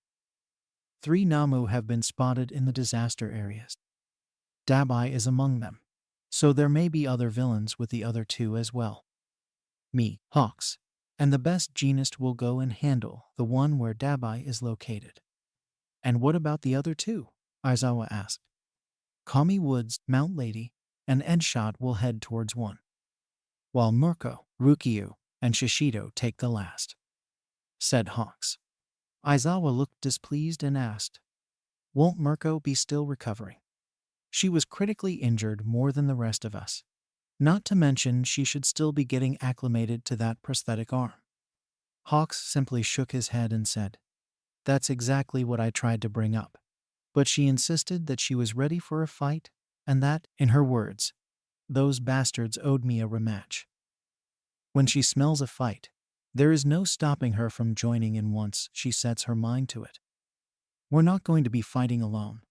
Heroes from further distances have been called in to help as well, but we're closer. Our job is to limit the destruction and civilian casualties." Aizawa simply nodded as the pair was about to fly toward action. But before they could, Todoroki suddenly yelled out, "Father, let me say I'm going with you. We said that we would handle Toya together. No, Shoto, I need you here to protect our family." Endeavor replied. Aizawa raised his eyebrow at this, thinking this attack is a diversion. A diversion or a trap. The Namu are limited, even with all for one back into their fold. They wouldn't be able to make more so soon, if at all, given we destroyed their infrastructure and main lab. So sending your most valuable pieces out carelessly would be unwise for them. This is either a distraction for the heroes so they can attack elsewhere, or a trap hoping to lure out Midoriya so she can be captured. Midoriya would be safer here, behind the defenses of Ua, rather than out there fighting. Which is why I'm asking for you to stay behind as well, Midoriya. Midoriya was also prepared to offer himself to go out and fight with the other heroes. But after hearing their reasoning, he was contemptuous enough to stand by for now. He nodded in understanding and acceptance of Endeavor's proposal. Taking the opportunity, Takoyami and Hawks consulted as well before both Endeavors and Hawks left, racing towards the billowing smoke rising towards the sky. Endeavor and Hawks had arrived in the area to the sight of buildings in pieces and others engulfed in a combination of red and blue fire. Hawks immediately got to work, attempting to rescue stranded bystanders in the area under crushed debris or destroyed buildings, taking them and pointing them in the nearest direction to a bunker for safety. Endeavor was on the lookout for the Nomu, but more importantly, the Toya. Suddenly a giant burst of blue flames came rushing towards the Hawks, which Endeavor rushed to intercept, sending forth an equally large force of flames to cancel it out. He spotted Toya lazily hanging off the roof of a building. He was hard to make out as he was wearing a dark robe that covered most of his body. He began to stand up and yell out to his father, "About time you showed up, Pops. For a second there, I thought you might have been giving me the cold shoulder. You know again, I mean." He began to lift off the roof, falling down towards the streets below, using his flames to slow his descent as he closed towards the ground below. As he landed, he launched another large column of flames towards the heroes, which Endeavor again cancelled out with a blast of his own. "Toya, please. I'm not asking for your forgiveness, but..." Another blast of blue flames was followed by a reply from Toya. "Good, 'cause I sure as hell ain't forgiving you." He launched another blue flame that was pierced by a jet burn from his father, forcing Toya to dodge out of the way. "Toya, please, not just me, but your family as well. We all have things we want to tell you. Hate me if you must, but understand that they still think of you as a brother. They still care about you." Toya stopped his next attack, and, for a moment, Endeavor believed he was getting through, but squashed that hope when he started hearing laughter. "Ha ha ha, you just don't get it now, do you, Pops? But thank you. You reminded me of why I'm here in the first place. I was jumping the gun a bit there." With that, Toya pressed a finger to his ear, which seemingly created a portal. The similar purple aura instantly tipped the heroes off that the culprit was Kurogiri. Astoya was about to walk through the portal when he said one more thing. "Don't worry about the family, Pops. I'm going to visit them right now. They can say what they have to say, and it'll be their last words." As Toya stepped forward, his clothes suddenly tightened, stopping him from reaching the portal. The best genist had arrived at the scene. That touching family reunion may have to wait until you are properly contained, the hero said. Toya turned his head to look at the hero. God, your quirk is annoying. As he said, he whistled, and a black Namu came rushing, crashing through a building, swiping at the best genist, forcing him to release his hold on Dabai, allowing him to move. Oh, and by the way, those names aren't just near high-end anymore. They've been out a lot longer and grown more powerful there, much closer to that of a perfected Namu or Shigaraki now. Have fun, and as I said before, don't die on me now, NG Todoroki. With that, he stepped through the portal, which closed up behind him almost immediately. Endeavor had no time to think about Toyota. He instantly rushed to the best genist. The massive black creature had growing crustaceans on its back, and in its hands, it would use these crustaceans as weapons to cut through the best genist's fiber string attacks. Endeavor launched a burst of flames at the creature. The flame washed over the creature's back, only to see that once the flame passed over, the crustaceans on his back grew in a defensive covering that completely negated Endeavor's attack. The monster stopped its attack and stood to its massive height of just under 3.5 meters. He turned to look at Endeavor, and to all three heroes' surprise, he spoke with clarity. Endeavor, some number one, you turned out to be. Endeavor was almost too stunned to reply to the creature's comment. Hawks were the first to reply. I'm surprised. You have the capability to even speak. Unlike my other brethren, we who have survived have evolved and gained back our consciousness. Then you don't need to follow all of one's orders anymore. You don't need to hurt people anymore because of the injustice brought up. The best genist began to say before dodging another attack, before landing near Endeavor and Hawks. Fool, do you think we became this way against our own will? We accepted the gifts the doctor gave us, and in the new society forged without heroes, we will rule. In other words, you were a monster even before you became like this. You will tell us where your masters are, and after that, you will burn for the destruction you caused. The monster laughed, and only said you could try before the crustaceans started to envelop all of his body in thick, pale armor, signaling that the fight had begun. Back at Ua, Midoriya was restless, pacing back and forth. About 30 minutes had passed since Endeavor, and Hawks went towards the danger. He could still feel the sharp stings of his danger sense firing off occasionally, signifying the battles still being raged close by. The school itself was put into lockdown, sealing all the entrances into the school. While teachers were monitoring the surrounding areas, suddenly, Midoriya's sense of danger flared massively. Something big was happening, and close, almost too close for comfort, he was about to consult Aizawa about what's happening. But before he could, a large explosion shook the area near the dorms. Panic started set into Class 1A. Their family was located in the direction of the explosion. Aizawa managed to calm them down enough not to rush out the doors of the school, but understanding their plight, he was prepared to take the class in the direction of the explosion after being informed of similar explosions happening nearby, and that a group of villains suddenly appeared within the school grounds and near the dorm area. Nizo is requesting that the students also take part in repelling the force. Vlad and Class 1B were closer to the dorms than 1A and reported that they would protect the civilians while 1A was on their way. After being given the go-ahead, 1A launched into action, getting out of the doors of UA just to stop and gasp at the 7 purple swirling vortex.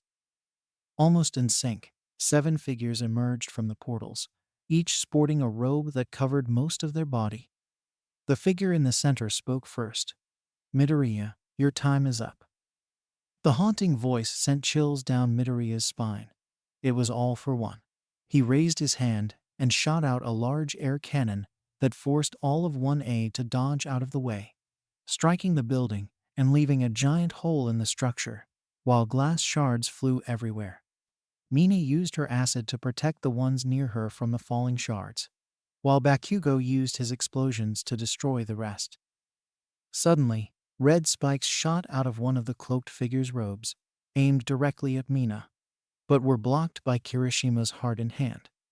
Chairs and decks started raining from the rooms above, crashing down on them, which Bakugo blew away again. Before his hands were wrapped in a red bandage, he was thrown away from the group. Aizawa was about to spring into action when suddenly he felt his prospect seem to bend and shape irregularly before being torn off completely, which would have caused him to fall, but he was caught by Shinso. All in all, one spoke again. It seems that in my absence, you sure gained a lot of enemies that want revenge on you. Another of the cloaked individuals fired flames from his mouth that were blocked by Todoroki, forming an ice wall. The wall held at first, but an even stronger blue flame joined the attack, completely overwhelming the barrier and creating steam that crowded the area. In the midst of the smoke, a green beam caught Aizawa in the chest, knocking him and Shinso back into the wall of the school building. Bakugo, recovering from being thrown, came back firing into the smoke, only to have his shot reflect back at him. The smoke dispersed to show All for One standing there with his head revealed and a transparent glass-like barrier dissipating from his hands. Midoriya rushed to catch Bakugo falling from the air, only to receive an elbow for his efforts once he landed. Now that his quirk is neutralized, feel free to reveal yourselves at your own discretion. The other 6 figures slowly started to shed their hoods, showing who they were, each of which shocked the students as each one was a villain from their past. Wolfram, Mummy, Slice, Chimera, Rappa, and Dabai all appeared before the class was ready to battle. Shinso had informed the class that Aizawa was blind and couldn't use his quirk to help, which made the situation even more dire. The heroes and the villains both prepared themselves for the coming battle, as something far away outside the bounds of their reality watched over not just them, but all of the events unfolding. The creature lacked a face, but his temperament was one of displeasure. The creature sat and watched the events unfold as the fighting took place. If things continued down this road, the heroes would inevitably lose. Midoriya would be captured, and All for One would rule the country within the next few years and the world in another decade. The creature cared little for the feud between hero and villain, but that outcome wouldn't satisfy his interests. He sat and watched multiple battles commence and pondered what he could do to change the tide. Something intriguing caught his eye during the fight near the school. The teacher known as Aizawa was planning something with one of his students, Shinso. The creature believed to be his name. His power to control the mind was rather lackluster in detail, but maybe with his help and the right target, he could influence the events taking place. The creature continued to monitor the events unfolding. Aizawa presented himself as a target, hobbling along blind to the world around him. He was soon spotted and captured by a villain of floating mist. Kurogiri quickly apprehended the teacher, attempting to use him as a hostage. The teacher started to talk to the mist, speaking very low, seemingly angering it to shout. But the last words he spoke to it did not come from his mouth, but those of another. Seeing this as his chance, the mysterious being dragged Kurogiri conscious out of his reality into his dimension, and was momentarily confused when the consciousness did not match the host's body. The consciousness resembled that of a regular man who had cloudy blue hair. He wore a blue karate gi over a black shirt with a black belt around his waist. He began to stir and awaken to the dark void, with stars littering the distance like he was in space. He turned around and immediately screeched in shock at the massive entity he was witnessing. He spoke almost immediately. "What the hell are you? And where the hell am I?" The large figure hunched over in a fetal position and began to speak, but its voice was much lower and closer than his body appeared. "I am God, and this is my realm. Are you truly Kurogiri? Your Kaneko-ness looks nothing like your body," the figure claiming to be God replied. "God, you say? Does that mean I'm officially dead? And I'm different because some bastard stole my body and changed it. My name's Oboro Shirakumo." There was a deep rumble that shook the space before God spoke again. I see. Your memories confirm your story. You are not dead. I simply called your consciousness here while it was being suppressed by another." I summoned you here to offer a deal that may greatly interest you. Oboro shook his head in disbelief and waved his hands comically. Hold on, hold on, hold on, you're God. I don't remember seeing you the first time I died. And if I'm not dead, then what do you want with me? What deal? You are trapped within your own body. I simply wish to free you from your chains. God had replied. As he spoke, a purple smoke started manifesting from Oboro's body, slowly forming a ball of mist with 2 yellow eyes. You will be in control. You could see your friends and family again. A nice offer, yes. Oboro was hesitant. This creature claiming to be God was definitely up to something. And what's in it for you? You don't seem like the giving type. All I shall take in return are 20 individuals from your world.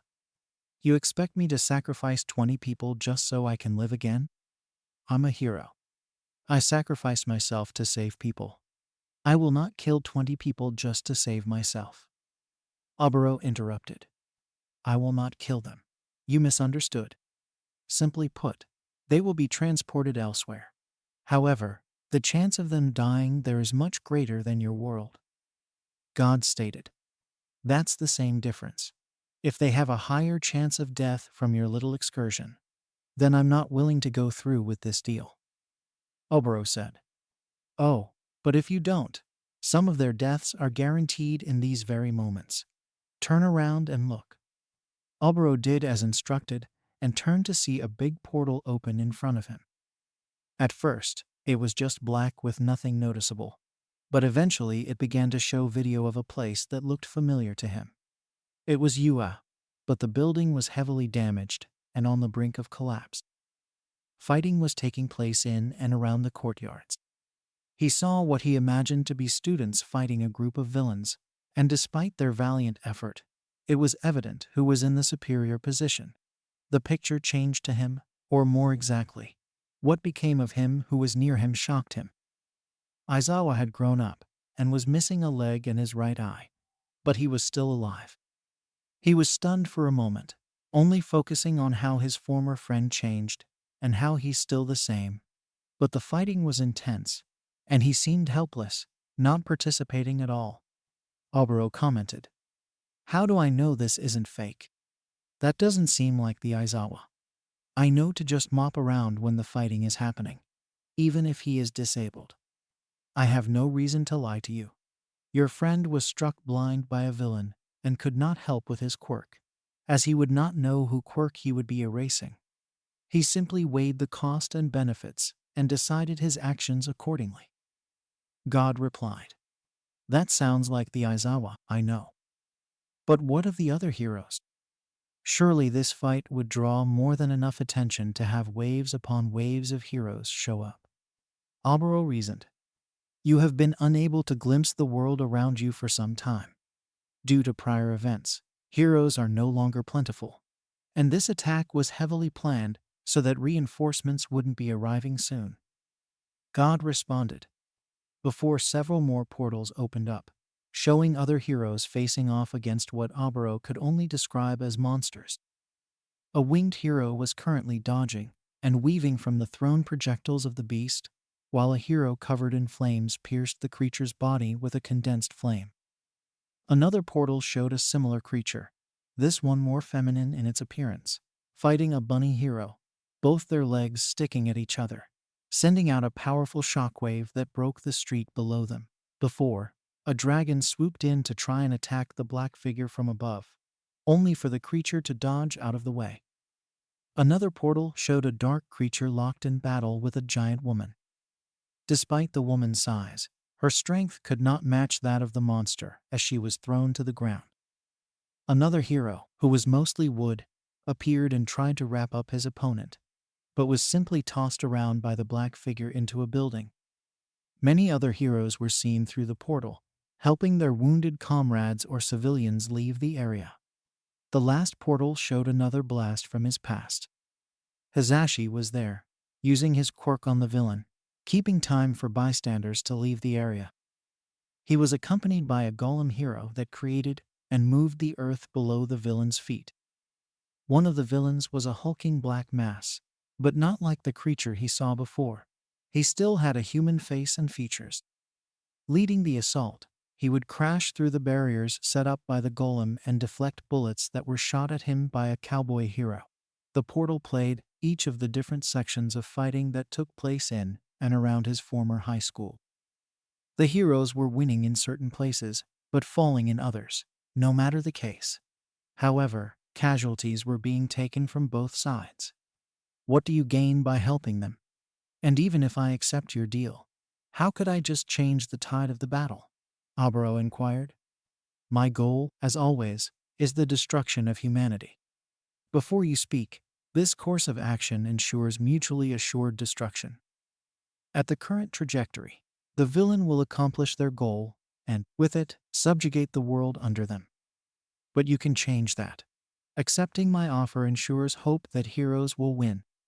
You can't turn the tide of this battle, but this battle will never have occurred in the first place.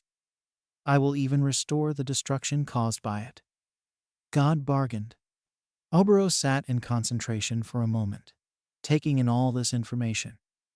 He wasn't the best with critical thinking, which was always Shota's department. He thought of God's words and stated, I assume these 20 individuals you selected are not random in their importance. You would be correct. The individuals I have selected are those that could prove rather harmful in breaking the stalemate the heroes and villains would have in this offer. They will not be gone forever, mind you. They will only be gone for 4 months. If they so happen to die in the other world, they will also die here. God said, I don't reckon. You're going to tell me who they are. Only silence was his answer. He sat and pondered his options. On one hand, there is a chance that the heroes could win without intervention, but looking through the portals again, he doesn't know what the villain's objective truly was. Such a coordinated attack meant something more than just destruction and carnage. According to God, if they achieved it, it would mean total dominance over the villains. But could he trust his words? On the other hand, if he's not lying and he accepts the deal, he could prevent any of this from happening. And he could also reverse all the damages done in the attack. The downside is that 20 people would be stranded in a world they or he knows nothing about. But that's even more dangerous than their current one. But if those heroes are strong enough to turn the tide with their presence, maybe they would be able to survive the 4 months and return safely. Could he really take that chance, though? He deliberated for some time before finally coming to an answer. He spoke and said, I accept your offer. With that, the world rumbled again, and the ball of purple mist began to draw closer. Extending his hand, Oboro touched the orb, which slowly turned the purple orb a sky blue color. The orb went past his arm and into his chest. Before everything turned white, Oboro heard one more thing from God. Do not speak of me, or the deal we made to anyone, or you shall suffer the consequences. Oboro simply laughed and thought there was always a catch and hoped Shota and Hisashi wouldn't be too mad at him for this. The battle was looking bleak for the heroes in front of UA. The building had completely collapsed during the midst of the chaos. The destruction segregated the students from each other and forced them to fight their own battles against opponents who, thanks to the aid of All for One, had their specific weaknesses at heart. Midoriya was no different. His fight with the great villain only highlighted his large gap in experience over the child, while his multitude of quirks kept him on his toes and on the back foot. His mind was also worried about his friends' battles and how they were doing, but the great villain gave him no time to even steal glances at his classmates. He did see the warp villain behind him with Aizawa in tow. At first, Midoriya thought he had been captured.